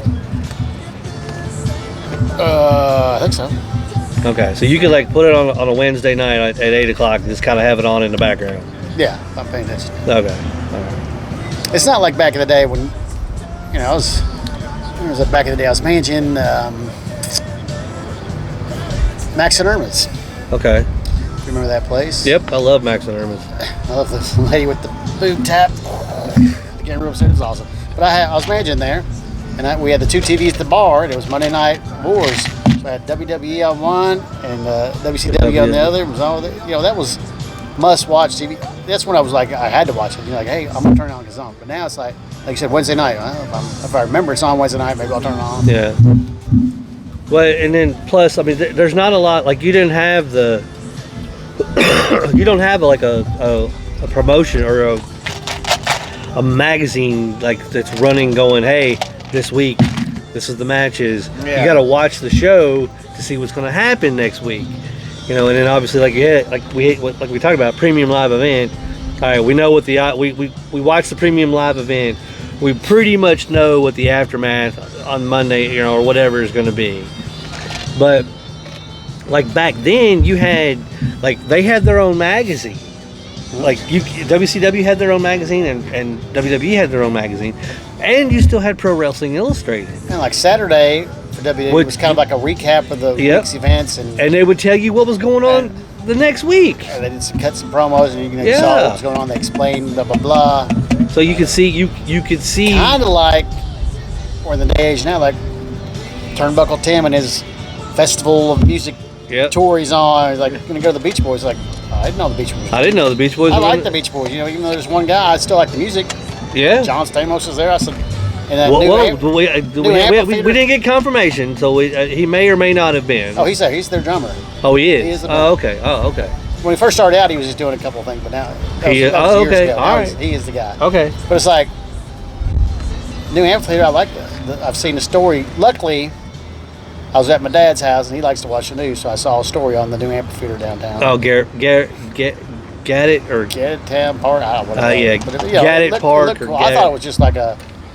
I thought it was just like a walkthrough. Well, it's like a player, but a small amphitheater. I didn't know it was for like plays and stuff. I didn't know it was like shows. But whatever. It's like I thought. But he was talking. There were seats. They put out seats. But I was like, okay, whatever. But you didn't hear nothing about it. No, I didn't know. So like, in the concert he went to Thursday, Colson Waddell. I never heard nothing about it. No radio. I listened to the radio on the way home to work. I never heard fucking everybody announcing like concert. Back in the day, a concert was premium event. You heard it was advertised coming. They told you. Well, yeah. Coming this weekend. Coming this weekend. You even heard it when like the tickets were going on sale. It's like we got tickets on sale. We got a major announcement coming up at 2:00 on Double Q. Like, you know, you're one a major concert announcement. 2:00. So it's like, 2:00. Who's coming? So, you know, we'd have the TV, or, you know, we'd put the radio on, or if we're in the car, hey man, let's put on Double Q, man, who's coming? And that, you know, Kiss is coming to Rupp Arena for the Revenge Tour. What? Tickets go on sale on Thursday. On the phone and all on the apps. That if you don't have the apps, you're not getting any information at all. So, yeah. You know, I got to sign up for the whatever place it's called, Park. I have Ticketmaster. I have the Ticketmaster app. I still did not know the Beach Boys were coming, and my city is Lexington, Kentucky. So I get notified anything around. I still did not know the Beach Boys were coming. So he's like, "I'll go to the Beach Boys." Like, Beach Boys? What are you talking about? Well, that's what. Yeah, I was kind of thinking to myself. I'm apparently, nobody else knew because they weren't that many people there. There was not that many people there. So, which I get also because it was on a Tuesday night. No, Wednesday night. Wednesday night. again, that's another thing that blows my mind. It's like back in the day, your concerts were Friday, Saturday night. But okay, Built up, people could go. You made it an event. But now it's like, don't want to go. I've got to get up early in the morning. Can't really drink. Can't really party. I got to go to the concert. But do I want to stay the whole concert because I got to get up early? So do I want to stay till 10 or 11, or do I leave early? And I don't understand it. It's like half the set list. well, usually, so especially when he was younger, when he and I were going to shows, I was taking him to shows. We would leave about if he'd heard his favorite song, the song I knew he wanted to hear. All right, we're good. Anything else after that is bonus. Icing on the cake. So usually what we would do is we would leave the encore, or before the encore. So when the lights go down, we're out. And we did that for the Kiss show at Louisville when the encore came, because I knew what the encore was going to be. They're gonna end with Rock and Roll All Night. Okay, so we walked out from our seats. They started, shouted out loud, another one, and by the time we were hitting the exit, like going down the escalator, Rock and Roll All Night was finishing. So we heard the encore, we just didn't see it. But that's what we typically do, and then we get in the car and try to beat the traffic, because that's in Louisville, driving all the way back. Yeah, especially if you're going like Louisville or something. That's an hour and a half out of your way to go. But now if it's here, usually we've stayed for pretty much the whole show, I think. Well, you got one of those jobs, you don't have to get up super early. Oh, I got to be up at 5:30, bro. Yeah, if I'm not there at 7, I get pointed. So I was gonna say, like, why have a concert on Wednesday night or Thursday night? I mean, I get it if you're doing, the Beach Boys. Okay, they're not headliner names, so maybe they don't pack it. But Rupp Arena didn't have nothing tonight that I know of. Tonight, like a Saturday night, yeah. I mean, yeah. Why not have them throwing them in there? Well, that's the thing. It's like You don't have to open up the whole fucking place. I don't know, and that's another thing. It's like, are you just? Or you did the amphitheater on a Saturday night. Are you trying to keep it low key? Like, are you trying to we're just getting out there? Is it? I mean, what's the deal? Like, yeah, why wasn't it heavily promoted? And why wouldn't you try to sell out a major arena? Because it is the Beach Boys. Obviously, the name carries a lot of weight. But it's like the Beach Boys are kind of more of a festival atmosphere. I can see why it'd be an amphitheater, like a river band or whatever. Okay. All right, we're gonna christen our new place, but we're not gonna advertise the new place. Like, as far as I know, that's the first concert that's been there. Yeah, and then you got Kansas and Jefferson Starship or Airplane or whatever. Are gonna be at the amphitheater. Yep, at that amphitheater. And there's a third band, Molly Hatchet. So all three of those bands are going to be there. And I'm thinking, well, why didn't they make that place a little bit bigger? And that's going to be that's more on a of a Tuesday. river band type atmosphere, like the whole back lot. Yeah. Could have been because I mean, you're talking the amphitheater. You're not talking you're building seats. It's like just lawn seating. Yeah. Yeah. So it Like really you're sitting on didn't stairs. didn't cost you nothing. Right. But if I'm not mistaken, the Kansas Jefferson, I think it is a Tuesday night. Again, like who the fuck is going to? Turnbuckle Tim will go because he's a concert guy. But like, for real people like me and I don't know that he's into those three bands though. I'm just saying in general. He would go. Unless you're a concert guy. I mean, I love going to concerts, but here lately, I've got like this is Louder Than Life weekend, and here I am. So, but I mean, work had a lot to do with that. So, I won't. But yeah, I mean, normally, like he's been to Louder Than Life with me. So normally we would be up there, and what time is it? We might be making our way back, depending on the bands we wanted to see, what times they played, and whatnot. 6:12. And plus the fact that it's been 90 fucking degrees this week. I'm glad we haven't gone. But I have heard that with the new expansion, that they actually opened up the expo center and the arena inside so that you could actually go in and cool off. AC. Yeah, so that was mighty big of them to do in the last years when we've been up there sweating balls and all that Drenched. shit. So yeah. So that's yours, and Turnbuckle Tim's scene is the weird rock. Weird rock. I'm looking for like name brand. Well, Kiss played Louder Than Life a few years ago. Yeah, I'd go with that. So, but again, you're going to have to suffer through the whole festival day. Just because they're the headline, they were the headline. No, Jason would be the one to show up right before. Well, he's going to be. He'll hear them from the parking lot because the parking would have been a bitch at that time of day. Yeah. But yeah, I mean, so and that's so we talked about the Twisted Sister 50-year reunion, and that's what. So a guy I was working today, and that's what a dude, Matt Dacey, shout out to you, Matt. He's got Matt's Metal Mortuary on WRFL, and he said that he's afraid that their 50th anniversary final tour, this is probably going to be it, will be the festival run. So you'll have Aftershock, the one in Daytona, down in Florida. I'm not sure what that might be. Aftershock, and then the one up in Columbus, and then Louder Than Life, which will suck because Have they been touring? who? Twisted Sister. No, but they have announced that 2026 They're gonna is the reunite for a 50th tour. the 50th anniversary tour, and like Matt was saying, this is probably going to be it, and I kind of agree with him, but that would suck if they don't do any of these. If all they're doing is one-off shows, festival, and then you're done, which that would suck. I'd like to see them come to an Andrew Brady, like the center in Cincinnati. Yeah. I wouldn't mind seeing them coming here, but I don't think you'd get them in Rupp, just because Rupp would be too expensive.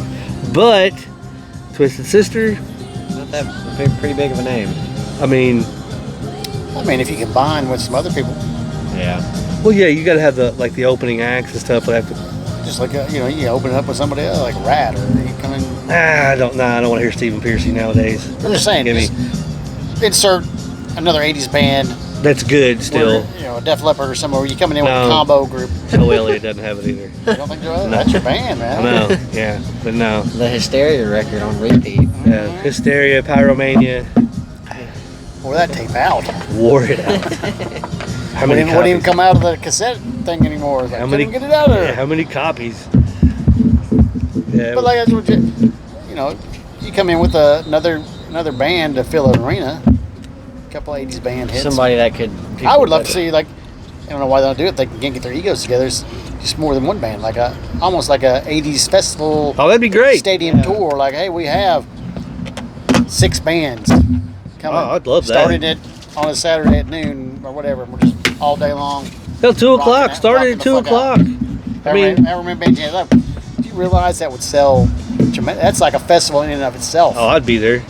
That's so money. If they were still listening to them now, if they were still not Guns N' Roses, yeah, not right. but they sound like shit. I'm talking about just people that can still maybe even hold a few up. years back. In their prime. Not before they get totally right, blown but up, I mean, no, I would still you bring in 5 bands, like if you for days. if you listen to a stadium tour of day. if you listen to Dee Snider, I meant to tell you this last time we were talking about. There is a song, and it came out several years ago, and by several years ago, I mean I think it's over 10.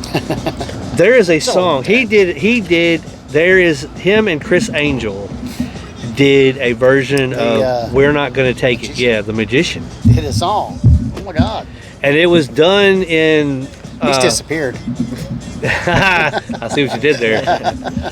But no, they did a song, and it was Dee's song. We're not going to take it, and it was all geared. All the money went to cancer proceeds and all this. But man, I'm gonna tell you right now, if you listen to the song, the way they did it, piano, it's all turned off, no electric, Turned down, tuned the down. acoustic. Oh, dude, I've got goosebumps just thinking about it. It's very riveting. up. It's very riveting. And one of the scenes is there's a mother or somebody in their in cancer support, God. shaving the head. Oh, dude, it's powerful. When you listen to the lyrics in that way, dude, yeah, look, all both right there. Oh my God, yeah, you gotta listen. It's We're Not Gonna Take It. Dee Snider, Chris Angel. I just love Chris Angel and I was Street Show. I was addicted to that show. something Karen Blaine. hated it when we watched that show. Somebody Blaine. Chris Blaine. Chris Blaine. He did this weird shit. Or no, David Blaine. David Blaine? Yeah. Stuff you don't see on TV anymore. No, but good shows. That she hated, man, Mind Freak. She was like, "Why are you watching that?" I'm like, "It's great." How about this? I know you like this, but have you heard this? The new Aerosmith Youngblood collab. I have heard the tail end of it. I have not heard it. They had the new song. Something about an eagle or something? I can't remember. Angel something or You're My Angel, whatever. But it's a good song, but it just released. But apparently they've got 5 songs, I think, that collabed. I did hear that. And I will say this song with the 2 of them sounds a hell of a lot better than the fucking Ozzy tribute. All right. Let me tell you that. Okay, all right. So during the Ozzy tribute, I thought, Steven Tyler, pack it up. You suck. This song is actually more. Again, when you're doing somebody else's song, you're just your vocals may not match. Right. Yeah. What you're trying to do. So like Youngblood, that's not the song. But this was kind of good. It sounds good. Okay. I'm looking forward to the next 4 they release. Next 4 they release. All right. But I thought you might like that. I'll have to check that out. I did hear they were collabing on some songs. I didn't know how many, and I did hear we were in the vehicle the other day, and I heard the tail end of it on satellite radio. Put a snippet out, and but they just released the first song yesterday or the day before. All right, I will definitely. It's a good little song. I'll definitely check that out. It sounds more Aerosmith than Youngblood, but Youngblood does a little, Steven does the first part, and then Youngblood comes in the second verse. Yeah. Okay. But it's a lot better than. Okay. I'll definitely. It fits them more so. Well, we're gonna agree to disagree on the Ozzy tribute. So. Well, we got Slow Count. What did you think about the Ozzy tribute? I don't think he saw it. I've seen bits and pieces of it. Bits and pieces. He didn't see the whole thing. Which performances? With The whole Youngblood, thing Steven with Tyler. Youngblood, not the back to the beginning. This is the Youngblood that they did on the When he does VMAs. it does the first beginning. I turned it. I was like, that doesn't sound good right there. So he didn't see the VMA. He didn't see No, the video. I've He seen, saw like- the back. He Well, you saw changes. Now Changes was not bad. Changes was because good. that's more in his wheelhouse. Yeah. Yeah. But The Crazy Train was not in his wheelhouse.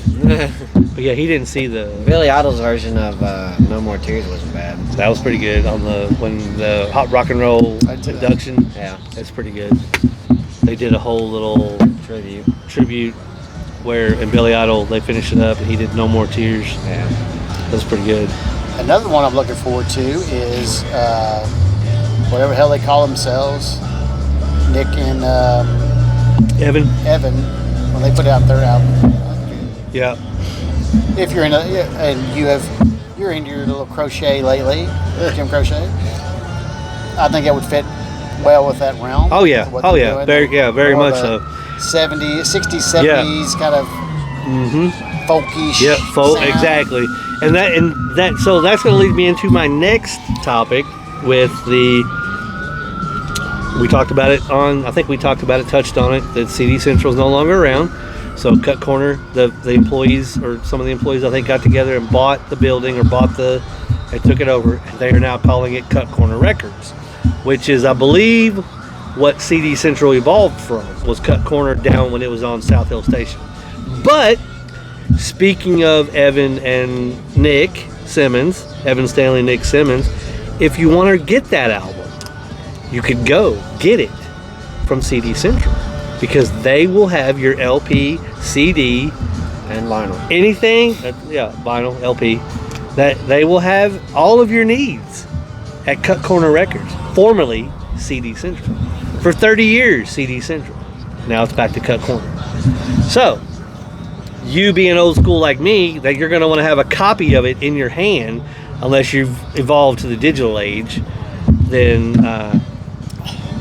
Like I said before, now forced digital because my car does not have a CD player. oh, that's true. That's true. Damn Chevy. So yeah. So like we talked about before, it's like that's a good place to take young people in there, because you see the album art. That's what pulls you in. Yeah. The album art. He loves it. It wasn't like when we went to Disc Jockey. They had that big fucking place over in Lexington Green. And you just walked through there and you didn't know some of these bands. You saw it, like, oh shit, look at that album. Like, I'm gonna pick it up. That is so cool. Yep. I'm gonna buy it, take it up, and listen to it. And then you're like, either I like it or I didn't like it. But a lot of times it's like, Well, it wasn't like $13, $14.99 or $30.99. oh, it's back when it's reasonable. It was back when it was reasonable. Like it was $4.99 maybe for Now an it's back album. when it's a paycheck. Yeah, exactly. So yeah, now I mean, you're paying $50. You want to buy a turntable nowadays at Walmart. shitty ass is expensive. Like back in the day, a turntable was like I've still got. nothing. I just need to find needles. That's all I need. A turntable was nothing back in the day. It was like, oh, this is a piece of shit. $2 turntable. Now So I it's need like, to go to Mama's and get her vinyl thing. get that needle. Yeah, just Like, right. I want to heard the fourth song. The fourth Just song. the fourth song. Ah. Oh, fuck it. Yeah. But yeah. Just to load up your albums, 3 or 4 albums. And on that, stack them and then put that little thing up. Yep. And hit play that album. As soon as that, drop the next one down. Play the album, drop the next one. That's classic fucking shit, man. Oh yeah. Had the little glass top you put on there. I love me some. Yeah, Elvis buddy. action, man. Yes. So yeah. So Evan Stanley, Nick Simmons. Is their band or what they're calling? I see the posts are like called Black Diamond. If that's the name of their group, or that's just the group that's showing them, I don't know. Yeah, I don't know if that's what it is or not. But I would think they'd have some kind of album out by now. Yeah, or at least working on one. And then, so Slow Count. Speaking of Billy Idol, I know he's one of the '80s. He's one of the '80s that is kind of sustained through the years. And I'm gonna tell you, his last album, man, Still sounds pretty good. is really good. Like really. He's got one of them voices that can last. Yeah. It's not like an Axl Rose or where we got to get high all the And time. now I'm not going to say like he doesn't go for the high, like he had that kind of high, but not the high.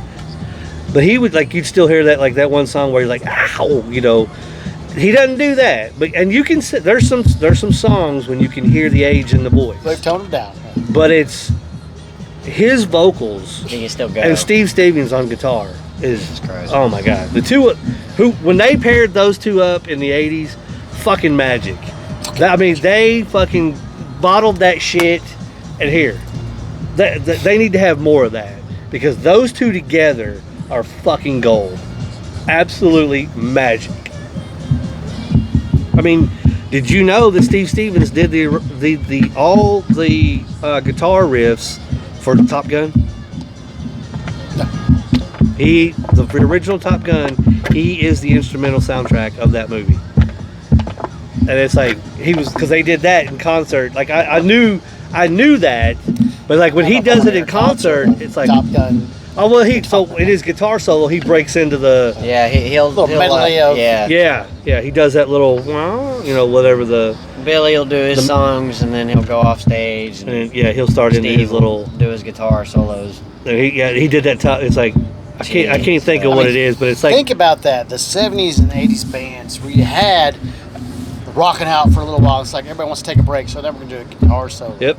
And So the drum guitarist solo would do his thing, and it's like he's like, all right, I'm gonna get a drink now. We're downstairs doing some babes, whatever. We're doing drinking, and then the drum solo is going on for that time. And then somebody come out and join in a little bit, and then the rest of the band come out. I haven't been to a lot of concerts lately. You don't get that. You don't get the guitar solo, the drum solo. No. I mean, Gene Simmons had his bass solo. God of Thunder. That was the God of It's like Thunder lead everybody in. went off stage, like they went to rest, get a drink, whatever, blah blah blah. You do your little solo for a minute. The crowd love it. To my knowledge, I cannot recall the last group I went and saw where they had a total guitar solo or even a drum I mean, that solo. was everybody had a guitar solo. Yeah. Ace had a guitar solo 3 or 4 times the fucking show. Yeah, I'm not. Nothing's coming to mind here recently where it's just a face blistering guitar solo. Even like the drums. I mean, everybody loves the drum. Like even like Molly Crew did Tommy did his little spinning drums. Everybody was getting in on that. I think a few people do drum solos, but I can show anything right now. I'll have another. Let me see what we got here. But yeah, so while Buckeye Jason decides on what beer he's going to get, What we're having next year. we'll. But I don't think you're going to be disappointed when you go down to the new Cut Corner Records. The new. Give me the Stone Buena Vista Salt and Lime Lager. All right. And but like I said, it's one of those things where, speaking on the Evan Stanley and Nick Simmons album, when it comes out, go call them, reserve it, tell them when because they're one of the few things. Now, do you think they'll put it out on a vinyl? Oh yeah, vinyl's making a comeback. It's making a little bit of a comeback. Now, is it as cheap as it was? No, it is not.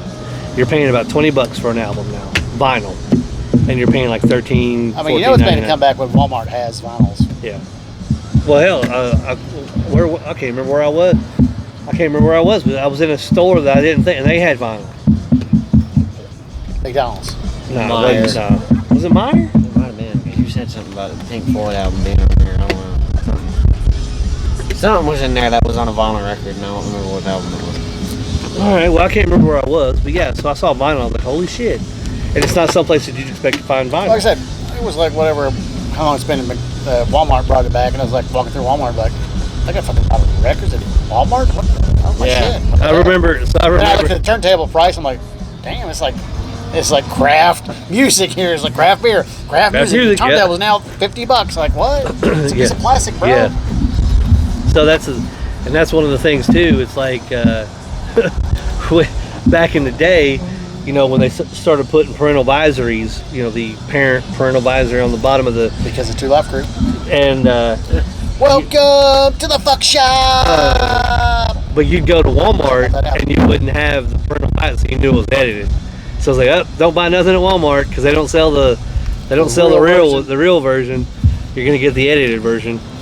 So, but yeah, that was fun. I mean, think about this. You know, I haven't really listened to an album in a while, but it's a totally different sound. If you got an album versus a cassette versus a CD. Oh yeah, you get the snap, crackle, and pop because of the needle. The needle kind of adds to it. Yeah. It's more raw-ish. Yeah. Not refined as much as your CD or your cassettes. It is like a total different listen. Oh yeah. And I'm sure nowadays. I mean, obviously, I have not listened to a vinyl record in 30, 40 years. So. You had your 45s, you had your LPs, you had your 17s. Yeah, but I was like, that was in the 80s and stuff like that. That was the last time that I listened to any kind of a vinyl. I mean, I've got the setup. I just never put a record on. I still have, like, it's at Mom's house, but I still have the old turntable, the double CD. Just a couple weeks ago, I got the 8-track from my dad, so I'm going to have to hook that up and play that. Thank you, sir. Nothing like a good 8-track sound. No, we're good right now. Thank you, Damon. All right. But that's the thing. It's like, but nobody makes 8-tracks anymore. But it's Like Damon, come here for a second. Come here. How old are you? You're in trouble now. 20. 20. All right. So here, this gentleman right here, Damon. We're the Brewery Boys broadcast. Step around here. Say hello to the camera. Say hello to the camera. All right. So have you ever heard the term 8-track cassette? Yes. Okay. Do you know what that means? It's a cassette and it only has 8 tracks. Okay, but has someone ever described you how to play an 8-track cassette? Yeah, you have to flip it and rewind it, or... He's thinking of a cassette. So an 8-track, all right, you're right. An 8-track tape only has 8 tracks, or eight settings, because you had 4 windows. You had 4 songs, so they're whatever. So if you wanted to listen to a certain song, you inserted this. It was about a little shorter than this, but about as wide. So you inserted it. 4 and a half. Yeah. So you inserted it, and let's say you wanted to hear track 5, you had to hit ka-chunk, ka-chunk, ka-chunk to go to 5. So then, obviously, like you're talking, I think what you're referring to is the cassette tape, where you would have to let it play or fast forward, and then hit rewind to get it all the way. So see, a 20-year-old has heard the term, but has probably neber seen one. Yeah. Put it in front of me like, what is this? Yeah. Magical world. All right. Thanks, Damon. Appreciate it, buddy. So there you go. We have a little real-world experience from the younger generation. That sound, like I said, it's like you put it in, like, push the button. It's almost like when you had the antennas on your TV. Yep. You had that little box, you turned it, and then went. Yep. And the antennas turned. Yep. Oh, good old days, man. Yep. I miss the days. And then you had the cable box when we first got cable. It had 1 row with the little, then you hit the number, and you want to go to the second row, move the lever down. Yeah, 2 rows. It was like a little box. Yep. A and B. There's like you flip the little switch. Yep. A was that one. You flip the switch down to B. You had to get up and walk that much. Yep. It's like There was I'm no watching remote. this show because I'm not getting up. There off was the couch. no remote control. No remote control. They got these like I got the mode. Yeah, I got the yeah. mode. Let me hit 36-2. Yeah. It's Think about it. I got a little remote like yay big like this for my Roku. It's like a little thing, but first remotes came out were like a big RCA. Oh yeah. Two-handed. Yeah. Yeah. And before that, you got up and you changed the actual channel. Yep. Your 3 fucking channels we had. Yeah. You're like, I've got 34,000 channels to watch now. No, back in the day, you had 3 channels. It's time for Rockford And Files. it had that other little thing where you kind of dialed it in. You got to dial the fucking channel in, boy. It's like, it's a little fuzzy. We're dialing it in. All right, we got it. You had to work to watch TV back in the day. You had the antennas connected to the TV. Little Your tiny box. Used to climb up my roof and on the antenna thing, get on my roof with the antenna. Like I said, you had a little box that moved your antenna. It was like, and that was what was changing the antenna to go around. I'll be sitting on the couch. Chris, get up and change channel. What? Get up there and change channel. Yeah. Oh, that's really, yeah, get up and change channel. I can't believe that. Think about that now, it's like, fuck it. I don't care what's on, we're watching this shit. I am not getting up and getting 2 foot over. Something interesting will be on. Something interesting will be on. Something interesting will pop up. And it was. I mean, if you look at it back in the day, you know, I got YouTube TV, you know, I try to watch. It's a little bit more different than Spectrum because I had Spectrum for so long and I knew the channel and stuff, so kind of get used to it still. But it's like, there's no sitcom-ish shows, so to speak, on, really. Yeah, I mean, they do the replay of the Big Bang Theory. Big Bang Theory, yeah. That's on every channel. But like back in the day, you had your Dukes of Hazzard, you had Dynasty, you had Dallas, you had BJ McKay, you had BJ and the Bear, another Sheriff Lobo or whatever. All kinds of shows. Every night you had a list of shows you were watching, and you got your TV guide out. Now it's like just replays or dumb shit. Yeah. There's nothing really on regular TV. There's no, destination watching. The only thing that's on regular TV anymore, you don't have, like you said, you've got American Ninja, and like lives. You've got those talent, blah blah blah. Yeah, that's the only thing that you've got on prime time. There's no sitcom. Real sitcoms, no. And I called Three's Company. Called this when the first fucking season of Survivor happened. I said, you wait to see. 4 years ago now. I said in 10 to 15 years, there will be nothing but reality TV on. It's horrible. And here we sit in 2025, and that's all you fucking got. When did you say Dancing with 1990? No, it was whenever the first Survivor hit, like early 2003, Think about that. Big Bang Theory was your last sitcom, real sitcom, and that's been shut down for 10 years, maybe. I mean, I still watch the reruns, but I mean, I love the reruns. Friends was the long run, but you had those shows that were going that long. But now it's like that Thursday night. Nothing new taking its place. There's nothing. You had Thursday night lineup where you had Seinfeld, Friends, and a couple other shows on that third, because that's that must see TV. You know, well, it started on Friday night with Family Matters and what they call Friday was Friday. Yeah, it was called something. It was I can't remember what it was called, but it had Family. What was the one with Urkel? Family Matters. I thought Family Matters was that's Full House. Full House was with with Uncle Jesse and all that. Yeah, wigged out all together. But yeah, I mean, so that you had Friday night, you had Thursday night back in the day. Basically every night you had your you had a sitcom. You had Fantasy Island, Love Boat on whatever night. Oh, when we were growing up, every night was a night. You had the JR and Friday Dallas. night. Dynasty, Dynasty, Dallas. Dukes of Hazzard come out forward. You had, like I said, Sheriff Lobo. You had Three's Company. You had. There was a spinoff where the girl from Chrissy from Three's Company was a sheriff. I can't remember the name of that, but she was in it. I mean, there was just sitcom after sitcom. Yeah. Entertainment from 8 o'clock until 10:30. o'clock, and then and then you had the nightly news, and it signed off. But it's like nowadays, there's nothing. There's nothing to watch on. I flip through the regular TV. I'm like, there's fucking nothing on this TV.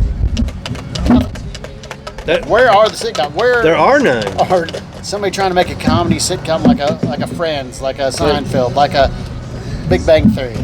Nothing. There's nothing. They all just run the remakes because nobody. And I keep hearing rumors that there's a spinoff of Big Bang Theory coming with Leonard and Penny. It's like, okay. Well, they did Young Sheldon, but I don't think it. I mean, it lasted 5 seasons, I think. But yeah. But nothing major. Like I said, now you've got the Georgie, but everything's Fantasy Island and Love Boat. That was not a sitcom per se, but that was like a show, like a 90s. I mean, but you watched it. It pulled in. That was your, like I said. But some of the TV Fantasy guy back in Island, the day. some of those Fantasy Islands were dark. Yeah. Oh. You watch it, was like, welcome to Fantasy Island. Everybody dies. Yeah, it's like, whoa. It's almost like the remake, like kind of a dark. But yeah, I never saw that. But I Love mean, Boat was just like a carousel of current stars running around the cruise. guest appearances. And, that was like, you watch that shit, and it was only on Rockford Files, Black Sheep Squadron. Simon and Simon. Yep. Magnum PI. Magnum PI, Chips. Oh. Miami Vice back in the 80s, you know, yeah. I mean, as much watch TV every fucking day. There was something, especially Thursday, Friday, Saturday. Yep. Sunday was usually the Disney. Yep, the family. You had Wild Kingdom, and then you had the Disney movie. Marlon Perkins jumping out of the helicopter and shit. Yeah, it was. Yeah, back in TV was much better back in the day. That's for sure. I think that's why I flip more through the channels. Because there's nothing on. There's nothing on. I keep flipping. I'm like, this ain't good. And there's nothing really pulling me into. I've got to watch. Like every Thursday I'm watching this, or every Friday I'm watching this. Going back to the wrestling talk. Wednesday, AEW Dynamite. Thursday, you can if you want to watch TNA, they got Impact on Access TV, and then Friday SmackDown. Saturday AEW's got Collision, which is kind of a spin-off, of Dynamite. It's one of those Raw versus Raw SmackDown deals. You got Dynamite, Collision, and then Tuesday nights you've got on the CW you've got NXT. But you don't have shows that that you were tuning in like now. Dancing with the Stars, America's Got Talent. Now a few years ago, if you're a comic book fan, what's the house, Big Brother House or whatever. That's still on there occasionally. But a few years ago, if you're a big comic book fan, they did have a Green Arrow show on CW. Yeah. They had a Flash show on CW. Black Lightning. Black Lightning was on CW. Legends of Tomorrow. DC's Legends of Tomorrow, which is kind of a time travel, different thing. So they kind of had, the superhero genre shows, and then I think they came up with a Lois and or Superman and Lois. Yeah. That was like 90s, I think. That was Lois and Clark. But they had a more recent one. But yeah, so Do you remember Shazam from the 70s? Yep, with ISIS. You had her and him on the same show. He was traveling around in the in the RV. Yep, with the old man. Oh, I love that. With the old man. Oh, that was quality TV back in the day, man. And again, that was a Saturday morning show. When the Flash came out for you all, was it 80s? Which one? The older Flash. 1990. You talking about the one that had the big puffy suit? With yeah, the that was muscles 1990. Yeah. I mean, you had Green Hornet with Bruce Lee. Yeah, that was in the 60s. Kato. Yep, that was in the 60s. Batman. Batman with Adam West. That's still my favorite Batman ever. Star Trek. I mean, you had all the shows. And I mean, MeTV. MeTV still runs a bunch of the old. I guess they trying to set up. Stay up on like Saturday or Friday nights or Saturday nights. They do the Spin They Dooley. don't do enough good cartoons. Every time I flip it on, it's like Bugs Bunny or. Oh, you talking about 36.4 or whatever it is? Yeah, it's almost like Jabberjaw. I want to see some fucking. Yeah, like they do have those, but it's like they don't. But they don't. What we watched on Christmas? Because you watched Go Gadget or whatever. Inspector Gadget. Yeah, and then he watched Sonic. But yeah, they had a lot of those like '90s cartoons on. They didn't have 70s and 80s. Like I think. Jetsons. I know they do. I know they do, but it's one of those things where it's like you just got to find it in the schedule. So he watches Sunday mornings and Jetsons and Flintstones. Well, that's when it was on MeTV. Now that it's on the cartoon thing, I gotta. But I'm watching the Brady Bunch. On MeTV on Sunday. They took Saved by the Bell off. It's on somewhere because it's on my little. Oh really? It's like watch Saved by the Bell. Okay, because I know they replaced it with Wild Kingdom, of all. And then they go into Brady Bunch, then they go into Happy Days, then they go into Laverne and Shirley. Yeah. And then it's Andy Griffith or Leave It to Beaver, and then Leave It to Beaver or Andy Griffith. So. Leave It to Beaver used to be in the morning too. Yeah. I remember one day I love me some Leave It to Beaver. Wally, go get the beaver. Because I went. I stayed home one day from school and I watched the 6 a.m. cartoons. with the Looney Tunes with Bugs Bunny and all them, and then it switched to Leave It to Beaver. Yeah, he came home, but the next time he stayed home, he had stayed home prior to that. I think I had strep. He was sick, and so he stayed next day. I was like, he had it on MeTV, and Leave It to Beaver was coming on. I was leaving for work. I said, "You gonna watch this?" He goes, "Yeah." So he was kind of getting into the Beav, I think. You know, a little passed out. After Entertaining. A couple minutes. It is. I mean, Wholesome, good, wholesome yeah, entertainment. it was really good. You just don't have that anymore. No, when they talk to the baseball players. Bewitched. Yeah. Duke, what he play? He played for the Dodgers. Yeah, they called all the way from wherever they Yeah. were from, and they called all the way to Yeah. California.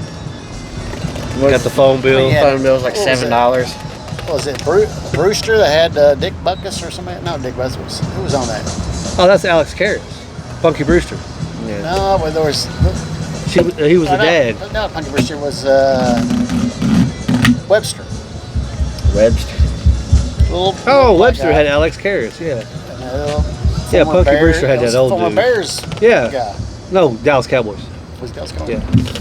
Butkus was Bears. The Bears. I know we talked about this. Do you remember Johnny Bench's Saturday morning show? The baseball bunch. Baseball one. Love that show. And it's nowhere to be found now. Yep, they'd have a major league player come on, teach you how to play baseball. Oh, they had the Swami on there. Yeah. Tommy Lasorda was a Swami. That's wholesome entertainment. Yeah, buddy, man. Wholesome We had great stuff back in the Where's it day. at now? Nowhere. Gone. All right, well, since you guys talked it up, the Bears are playing the I Cowboys. don't remember talking that up. Well, he said the Bears. So Well, he mentioned something. I didn't even we got to talk about it because they suck ass, but they do. You're right. They do. And I'm hearing on like when.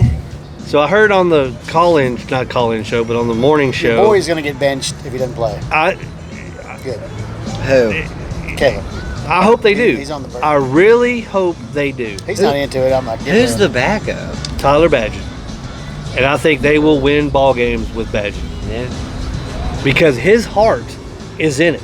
Yeah. Chicago signed him to a $10 million, and he was like emotional over that. If that doesn't tell you somebody wants to play, then nothing does. Just throw this out. I've sent you some Scatterboo videos. Have you watched Love them? me some They're talking Scatterboo. about.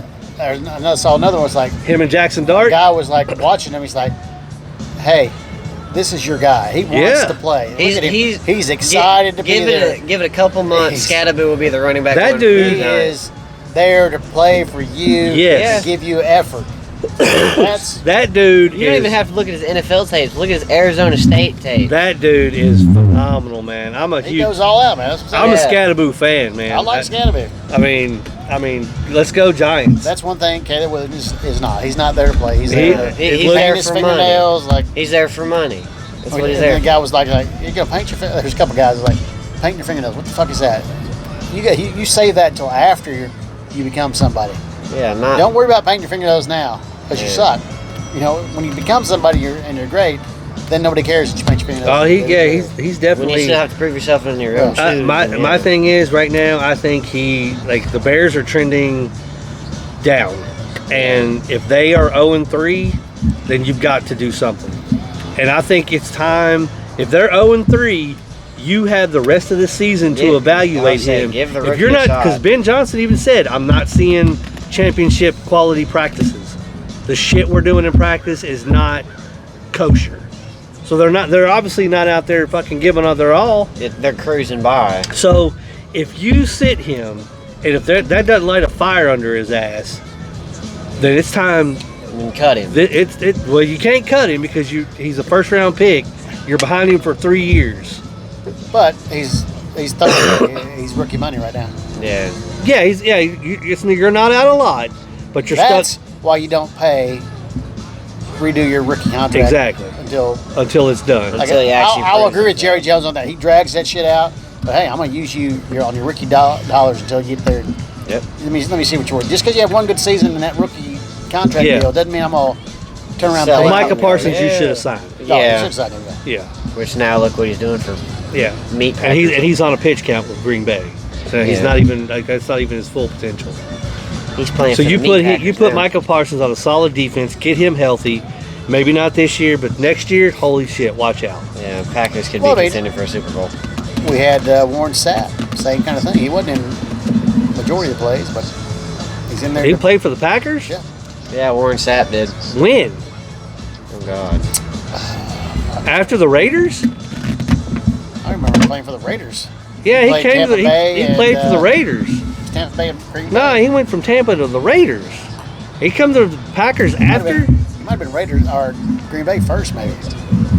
Oof. Somebody He was went a beast. somewhere and But no, he was. I mean, he was a beast when he was with Tampa. Yeah. Reggie But- White. He was. Well, that's what not, that's what they're linking Micah Parsons to. Because when Reggie White got signed by the Packers, Super Bowl bound. yeah, When so and so got signed by the Packers, Super Bowl bound. Micah Parsons signed by the Packers, Super Bowl question bound. mark. Yeah.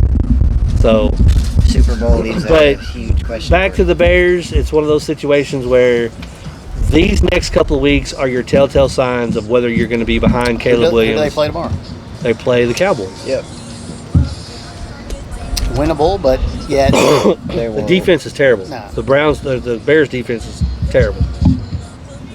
it's just something about that whole organization. The last 5 years at least, plus they make weird ass decisions. It's just like they have no clue what they're going. They're just like throwing shit at the table. Like, all right, we're gonna draft that guy. I mean, okay? it's the Yeah. same thing can be said about the Raiders. The same thing. Like ever since their Super Bowl year, they haven't done shit. They haven't been able to do shit. And it's like, you know, I get it. The first portion of that was you're handcuffed to Al Davis by Al Davis. But I mean, I can't imagine Mike Davis being sitting there going, you know what, I'm going to run this just like my dad did. You know what I mean? Like you had I to would have, hope not. you had to have learned some stuff. Back off. Let the GM be the GM. You sign the checks. Don't worry about the draft pick. That's like Jerry, man. Just step back, bro. Well, he's the general manager That's too. what I'm saying. I was like, step back. Yeah, be the owner. Be the owner. Sit in your box. Spend the money. You know, you could have a say in. Do I want to spend $40 million on somebody? You can say, you know, I don't want to. But That needs you to shouldn't be in the war room like, we're drafting this guy. We're doing this. We're doing this. Yeah. We're trading this. We're doing this. What? You're the owner. sit Did back. you see the At the locker beginning of the room? year, you say, this is where I want to be. You know, I'd like to see maybe this guy. What do you think about this guy? You know, I saw him, blah, blah, blah, blah. You're just giving kind of input and insight. Yeah, You're like give them your 2 cents. shooting back and forth, but you're letting your GM, who is more knowledgeable than you, Right. And your head coach. and your head coach, which is whatever. Yeah, Way but more did knowledgeable. you see the celebration after they beat the Giants in overtime? He's down in the locker room participating in the damn cheer. What's every fucking? Yeah. he comes out of the box, goes down, and he's the fucking voice of the. We have to talk to Jerry first before anybody. It's like he's the. You're an owner. Well, I don't. Just the owner. Sit fucking up after in the every box game and shut the fuck talking up. shit. Yeah, owner. You're an owner. Yeah, You're the owner, bro. you're right. Sit in your box. You got the money. Enjoy whatever. Win or lose, you're still rich. Yeah. I'm saying enjoy life while you got it.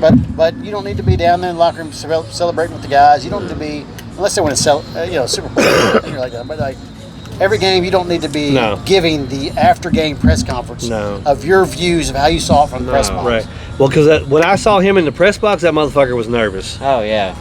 When Russell Wilson hit that bomb, 30 seconds to go, they showed the press box. Jerry looked like he saw his own fucking ghost. So Jay was about he to was splat. a scared. He was losing the game. And then He's wound up and he's still trying to relive his Arkansas days. days. Like he thinks he's smarter than anybody else on the field. Here's something for you. Speaking of press boxes, did you see Tom Brady Yep, with the headset on. with the headset? And everybody's like, "Bro, you're a fucking announcer." No, he's an owner. He's part owner of the He's team. but he's announcing, and he announces games that the Raiders. He's going to announce the games at Raiders. Yeah. So there's a conflict of interest. Oh, that he he's- does? I think he does. I think they were saying like.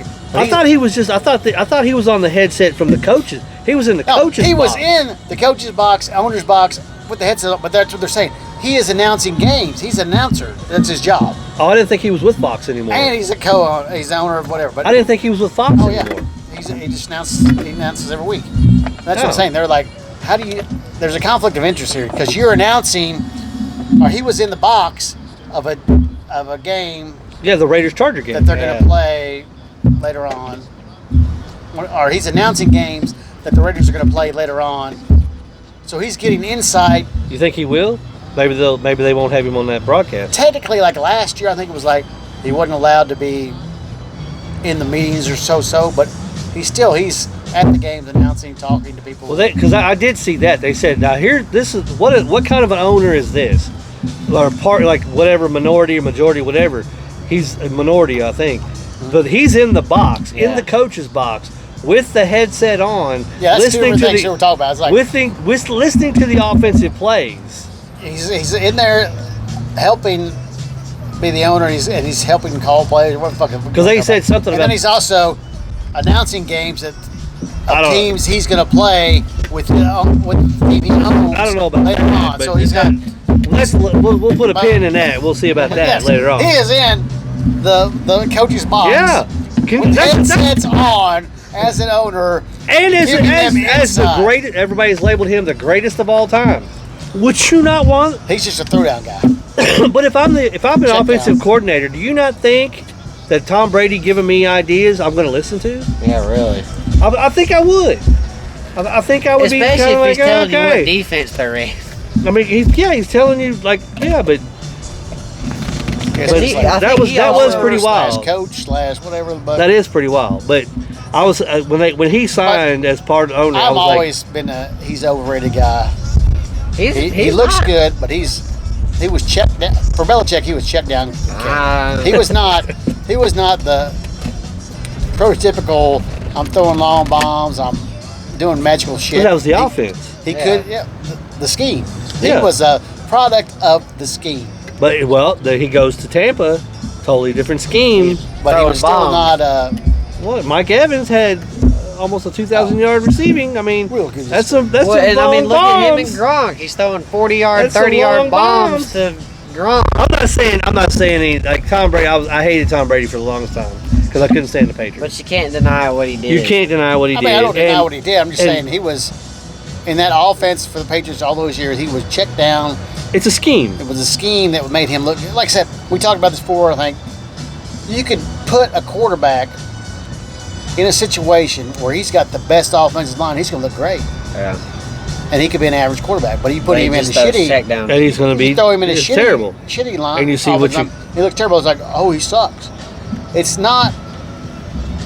It wasn't you I was talking about. I think it was Steve I was talking about. It's like the quarterback is Yeah, not 'cause you're always talking- the you were greatest talking fucking about player Burrow. on the team. He looks good because his offensive line looks good and his receivers. You could put a subpar quarterback in a scheme Terry Bradshaw. with a great offensive line. He's going to look great. You're going to think, oh my God, he's the most amazing quarterback I've ever seen. Terry Bradshaw. Whatever. Made a living of that. But you put him with a regular team.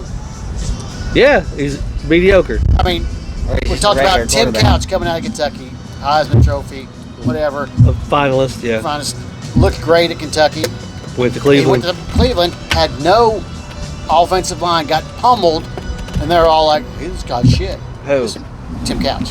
Oh. This guy's shit. He can't do nothing. He can't do. Well, he was doing something here, but he goes to this place and don't have an offensive line. He looks like shit. That's what I'm saying. It all starts. I coached youth sports. It all starts offensive line, yeah. On the line. Any- If you do not have a line, you're Any not gonna look- football. Aaron Rodgers not gonna look great without an offensive line. Yeah. If Tom you- Brady any- not gonna look great. without Any an offensive line. football fan should know that. Yeah. But it's like you give all the credit to the quarterback, like he's some superstar. And I'm thinking most of the time It's he's not the really, lineman. he's not really a superstar. Yeah, He's it's just the throwing the lineman. ball. If I've got time to throw the ball, Why do you think? so count can throw a pass to somebody. Yeah. If I've got 20 minutes Why to do throw the you fucking think ball. like when a running back gets an award, they take the lineman out to dinner, or they take him? That's what I'm saying. You should always, you always take care of your line. Because you took care of me, I'm taking you to Hawaii. Here's something. Speaking of Joe Burrow, I saw a thing today. RoboCop. Remember RoboCop? Yep. The newer remake, they showed him where they take away all the pieces. Oh, yeah. He's like, oh my God, there's nothing left because he's just got like a head and Yeah. the rest of his body's Yeah. like been taken away. Just Because like like a face. it's like this is Joe Burrow with his offensive line. It's just like That's I'm a- nothing, but That's because hilarious. it's like you're nothing without your offensive line. You got no offensive line, you're gonna get. But beat he the fuck chose out. to get receivers. Yeah. He chose to keep Jamar and T. Higgins. And That's the thing. If Burrow went anywhere else that had a decent offensive line, he'd be He'd be like Patrick Mahomes talking about how he's the greatest quarterback of this generation. Well, that being said, if Caleb Williams doesn't perform this week, Don't sit him. sit him. Now, do they have the actual balls to do No, it? they won't. No. Because you're like, we spent this much. They won't. The coach, I think, is not sold. Ben doesn't No, like because it. he did not draft. But your owner and shit is like, this is our guy. Like, yo, This hang is our guy. on. This Yeah. is where the owner's like, he's not our guy. Like I said when he came out, he's not the guy. He's just No. not. I mean, And you can see that I'm not- gradual decline. I'm not that you some see super at fucking USC. scout, but I can tell talent and see the real thing. that But second he year just- at USC was very That's what you lackluster. could. You could see that decline as the second year at You USC, could have, like I said, and it was not good. You had one good year Won the where Heisman. your team looked good, and shouldn't have won the Heisman, but he did yeah. because of the talk. I think we can get on another discussion about Yeah, that. The yeah. Heisman is the ESPN award. It is. Who Yeah. they want to push. It's not. It's not. not- It's what it used to be. Travis- It's not. Yeah, it's not the best It's not player what in it used college to- yeah, football. not TV anymore. competition. Yeah. Not anymore. But he's just not the guy. He wasn't the guy at USC. He had a half year where he looked good, and then he was nothing. And then it's like they're talking him up, and it's like he's not the guy. And especially at Chicago, USC. No, Yeah. he's That, not. Well, once he gonna be hit guy. once he hit the majors, no. And he has, you can just tell it just his body language and everything. He's not there. Not there. He's just like, I don't want to play football. I'm just here because I'm cool. I want to be this. Whatever. I want to be this new Aaron Rodgers of this era and do Yeah. stupid shit and act You're like far off from that. and you haven't proved yourself at all. No. And you suck. At least Rodgers has a Super Bowl. So I mean, the one thing, the Bills are still looking good, 3-0. Yeah. The Packers are 3-0, right? Yeah, they won. yeah. Who they got next? I don't know. Well, Yeah. no, that's Detroit. Well, Cleveland. Well, all right. Packers So have whatever. Cleveland. Should be. So the Bears got the demolished. Cowboys, and then you've got the Bengals. Not sure who, but yeah, Burrow. Of course, he's out for 5 weeks. 3 to 4 5 months. 5 months, yeah, with turf toe. Yeah. So It had was surgery. complete. I guess turf toe is not really turf toe. It's something else with the muscle in the Yeah, Yeah, it's like yeah. the muscle coming off the bone. But that's or so. something. But But he it's had like- the surgery, so they say I 3 to can't 4 believe months. they still won last week.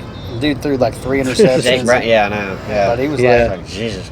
But I think he's adding the spark somewhat because they're like, this guy's resilient. He's tough. Yeah, he's, yeah. I mean, he's out there trying. He's like, been there for 3 years. Burrow is like, kinda got, he's Burrow's lived off that starting to get fed up with it. he's living off that LSU Yeah.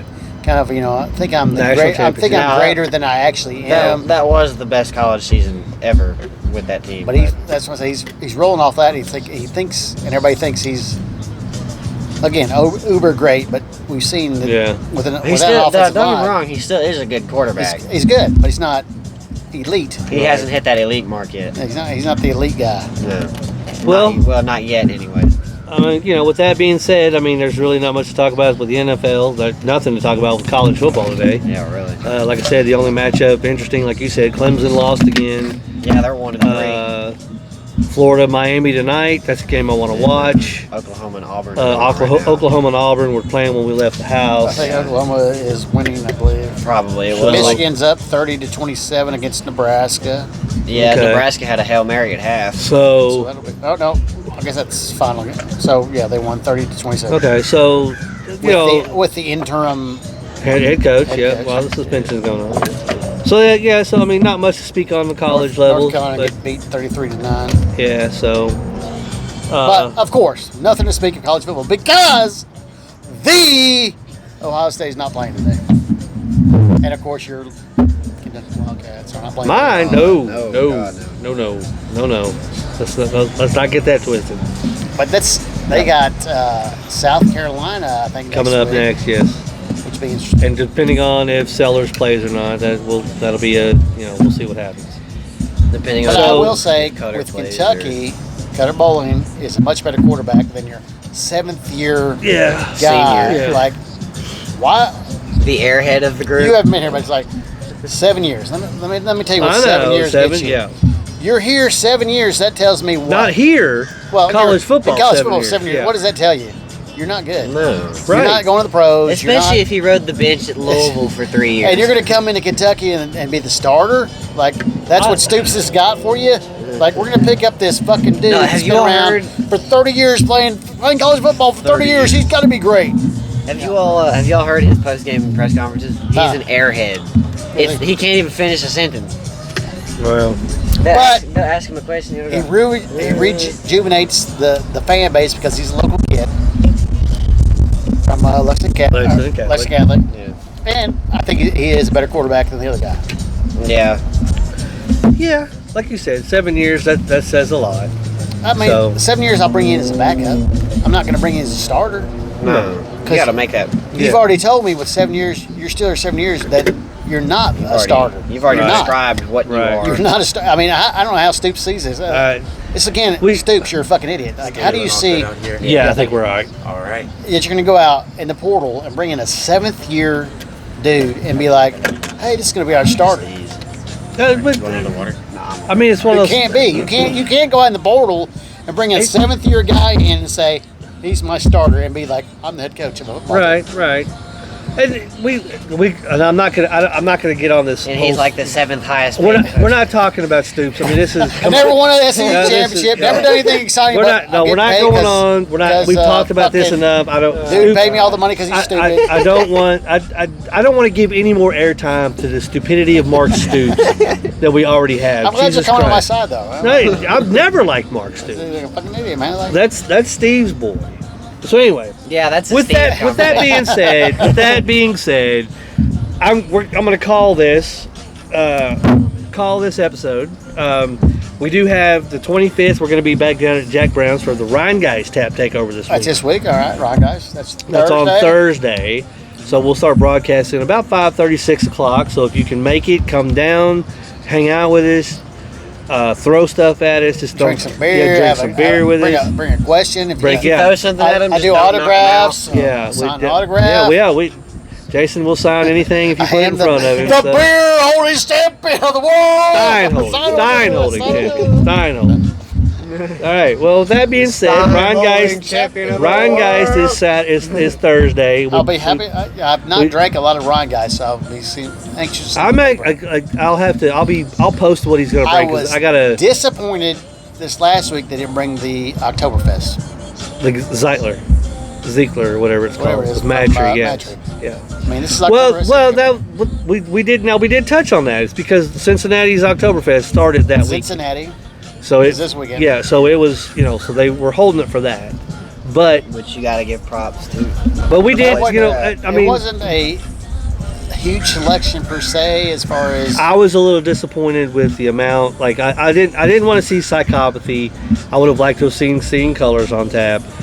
The ones that they brought, Legendary Lager, it's like, come on, let's it bring. was the It's a safe pick. The ones that everybody would like. the soccer team beer, whatever other beer that's They're big name Louisville's beer. drinks. Oh no, that's Mad Tree's in Cincinnati. Yeah. You're talking about Fall City. it wasn't. Was it? All right. No, Mad Tree did doesn't have a have seltzer for the. They have the seltzer, which I'm bringing that this Thursday. Okay, yes, I'm thinking Fall City because I'm thinking. Yeah, I just had they had the beer. I Louisville saw- City, I yeah. saw the beers in Yeah. my fridge. I was like, Yeah, yeah. but yeah, no. Thanks, Marcel, So I would have liked to have seen. Naturally, I would like to see the Oktoberfest. I would like to see a little bit more. It just seemed like they just brought a couple They brought the safe choices. safe choices. Yeah, they brought the. Nothing was- They brought the popular. I mean, I like the lime. that was a one-off. That was good. That's only available up there. So that was good. Oh, yeah. the lime is only. Yeah, I available believe so. But I'm going to talk to. The Ash. sway, the blackberry sway. Blackberry was good. Sway. I didn't like They the are going to pop start. one. They are going to start carrying Sway at Jack Brown's. He So did that's not what- like the bomb pop. I did not like the The pop. bomb I pop did was. not The like bomb it. pop It was. was too tonic. It was actually Yeah, too tonic. it didn't have enough of the flavors. Yeah. The blackberry had some flavor and Now the FC Cincinnati one is really good. It's a blueberry or black cherry. we don't have that one. I have it. I'm bringing. Yeah, I was he supposed has to it in bring the it. fridge. I was supposed to bring it Thursday. I forgot the cooler, so it's The special one we got, the bourbon. Raven Riff. Yeah, I mean It didn't wow me. it did. It's it's a bring the girls into the bourbon world Yeah. Yeah. was what it was. I think it's one of those safe, go to a tailgate, pull it out. Like you I know. said, it's like I said, it is a introduce your girlfriend to a bourbon. Is what it is. Because it tasted like the Red Stag. It's been sitting out Flat. whatever. Yeah, Brooks was right about that. It was okay, but I'm gonna call it what it is. I'm a 100%. It didn't wow you.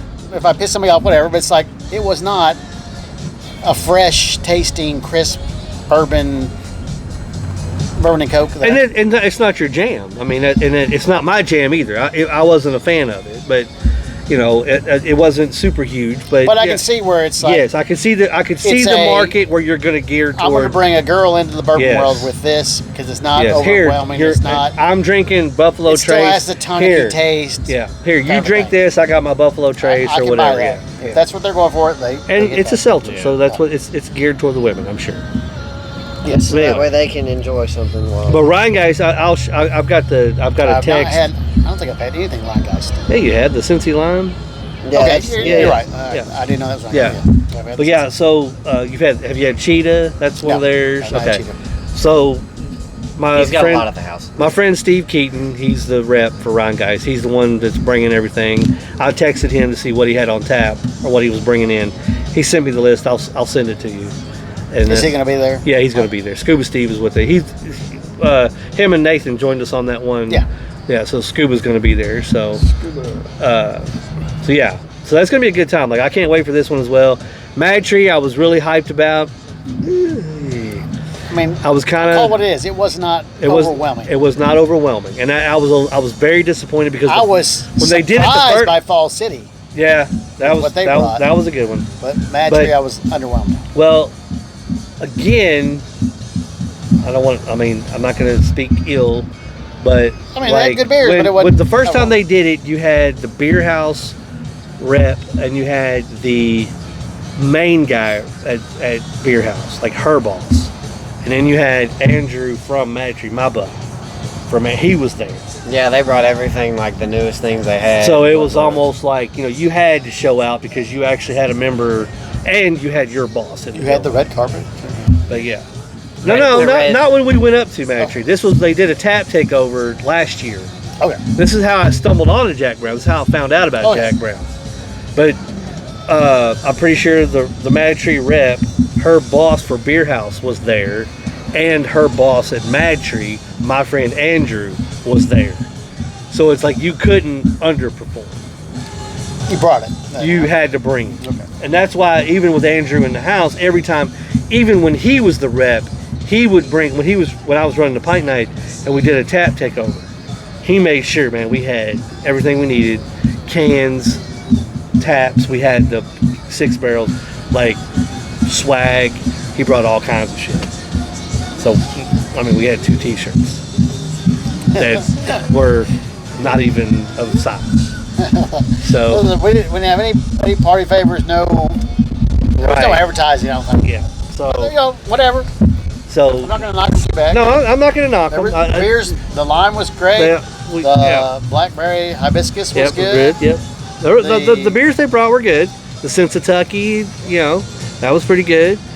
But Ryan Geist, I can't wait. It's gonna be good. And I'll send you the list of what we're getting or what's gonna be on tap down there. So I will say that the Mad Tree lime. That was my favorite lime. It's pretty stout as a lime. It's my favorite lime so far. Like Garage and then Mad Tree. Or Mad Tree and then Garage. Have you tried? A buddy of mine was drinking. Let me find this here. Yeah, it's been a little hot tonight. Been hot all day. I can barely see the road from the heat coming on. Little Van Halen horse here. Where's it at? He sent me a lot of chick pics. It was a lot of naked pictures, I'm sure. What beer was it? So that's probably a good majority.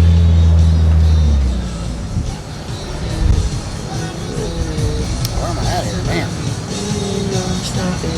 All right, well, let me keep finding it. Hang on a second, I'll find it. It was a beer. He's got to go through the archives. Apparently, he's got a million new chicks on there. Never heard of it. It was because I want to get He's your getting take all on it. he's getting all the titty pics going on. Heard of Like this? Jesus. Good Heard of this lord. beer or not? I'm gonna see my fucking messages. Maybe that's what it is. Yeah, there we go. Okay. Oh, tailgate. Getting too No. ahead of himself. Because he had a. From who? I guess it's Tailgate is the name of the brewery. Oh. Tailgate Brewery. Oh. He had a Cerveza Con Lime Mexican style lager. Oh. They had a. We had a. I have never heard of this tailgate. I haven't either. I had an orange wheat beer, Blue Moon. pretty much. I'm guessing, but I've never heard of tailgate. So I No, don't me know. neither. This is a picture of So, basically okay. basically a truck with a tailgate open. All right, that's But pretty good. My boy Danny was drinking some beer. He likes some beers. I'm trying to get him on one day. If Yeah, bring him he up. shows Bring him up. We always he like. likes, he likes the. We love it when exotic people beers. show up. We love it when He people is show a up. huge Ling Ling fan. Okay. He loves it from All right. But yeah, I've never heard of the tailgate. I've never seen Me the neither. tailgate. Yeah, I've never seen it anywhere. He said the lime was actually good, not over limey. Okay. He said maybe Total Wine have it, so I might check All it right, out. might check that out. All right, well, with that being said, like I said, 25th Ryan Guys Tap Takeover at Jack Brown's. We'll be back Thursday, here. come down, see us, hang out, Yep. party. We'll be back drink here some on beers. Saturday. Come up, hang out with us, because Lord knows we could, you know, Bruce, so Back it out. we could use some company. So, Feel a little yeah, lonely. yeah. So, anyway, with that being said, we're gonna wrap this one up. I'm gonna try to get in front of a TV with some wings and maybe Some football, some excitement. yeah, some Florida Miami Hurricanes action. fry up some gator. See what's going on. Yeah, we're gonna fry up some gator. You guys are going for the Hurricanes. Yeah. Feeling a little. Feeling a little froggy. I was gonna say Brad, but he's more of a Gator fan. Oh, Brad used to be a Hurricanes fan back in the He day. was more of a Gator fan though. He had the Gator hats. Nope. I remember him wearing the little bowler hats, the Miami Hurricanes. I thought that was a Gator hat. No, baby. Hold up. Wait a Call minute, him I up. gotta text this Call shit him out. up. Nope, call him. I gotta find out what's. Call him. I gotta find out. Call I him. thought he was a Gator We're fan. He calling the was- hitman, call him. folks. We're calling Dr. Tit. Is Yeah. what we're calling him. AKA. Call him up.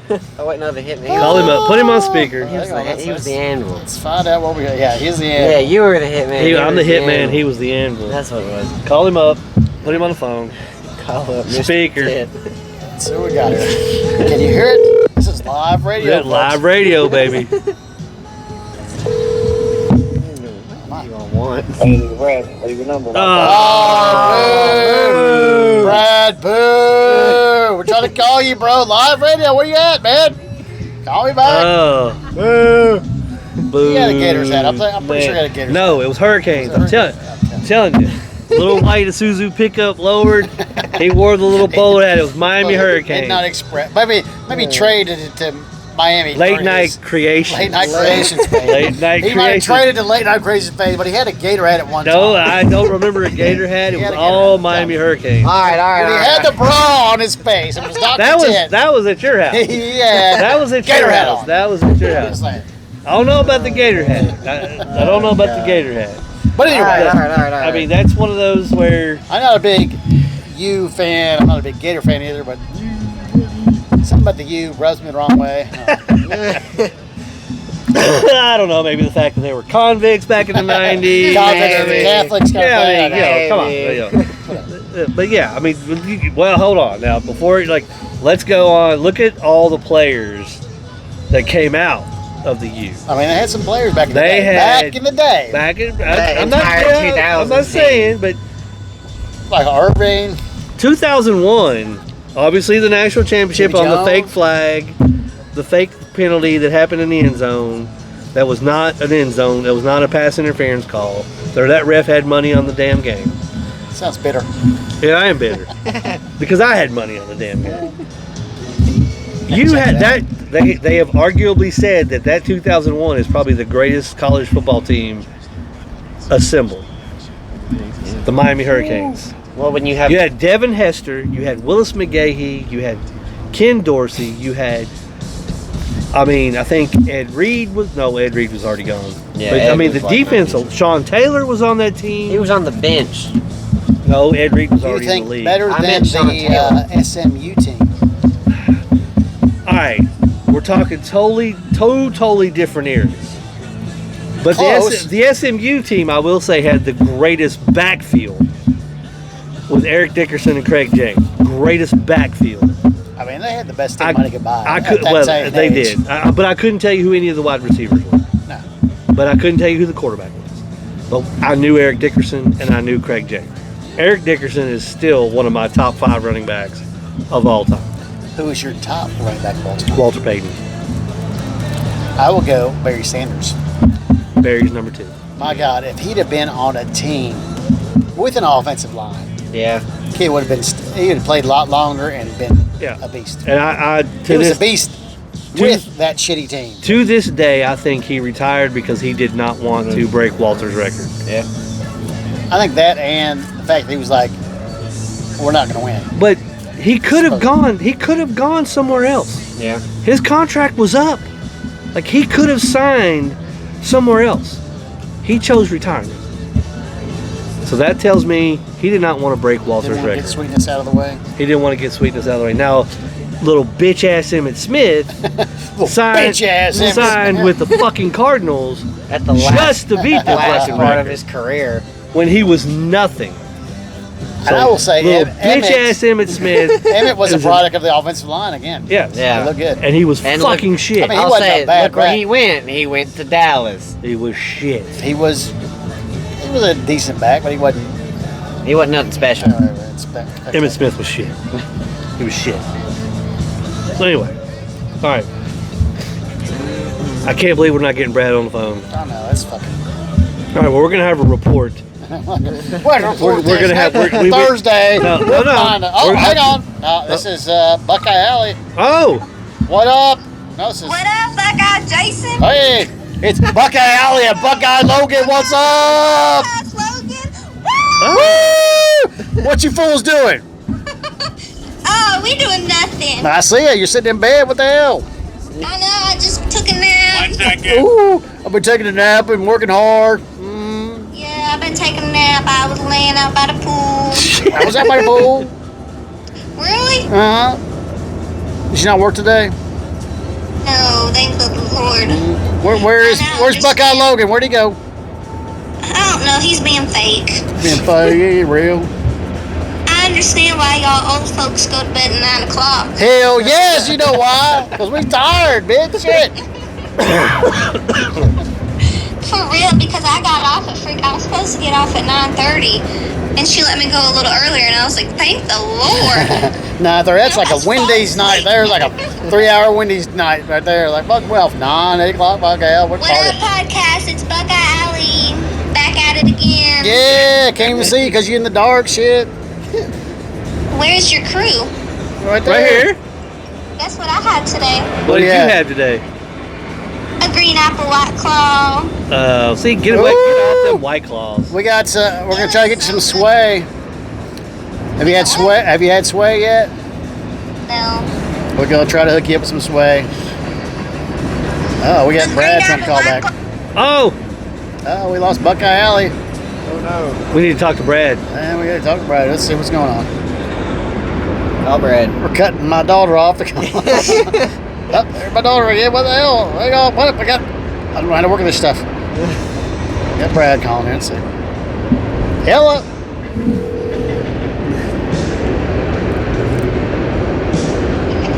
Riveting. Hello. What up? What up? All right, got a question for you. Very important that you answer this correctly. All All right, right, we're live on the air. all right. All right.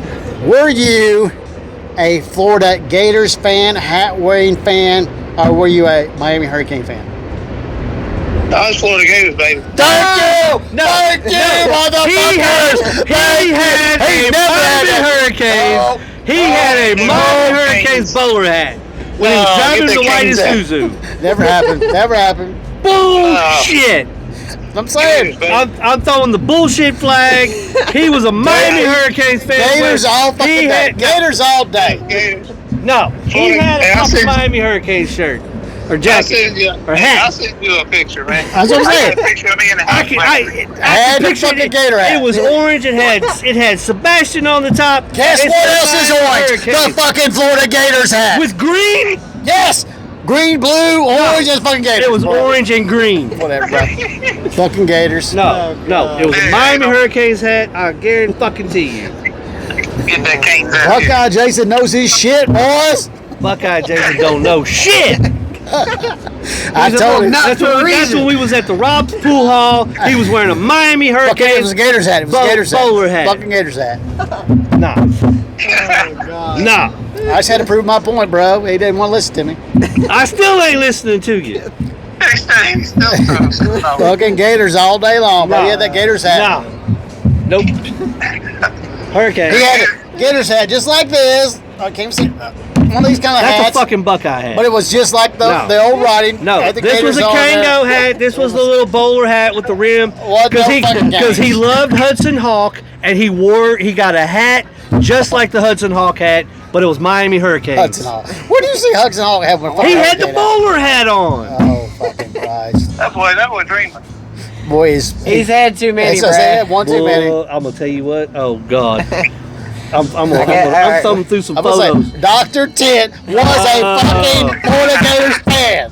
No, Yes, I was. no. That's all I'm saying. See, I know you, bro. I know He you. was pouring out the Cisco for the homies, wearing the Miami Hurricanes hat. Zima. He was pouring out the Zima for the homies of No, the Gators. Cisco, baby. God. Woo! I love you, brother.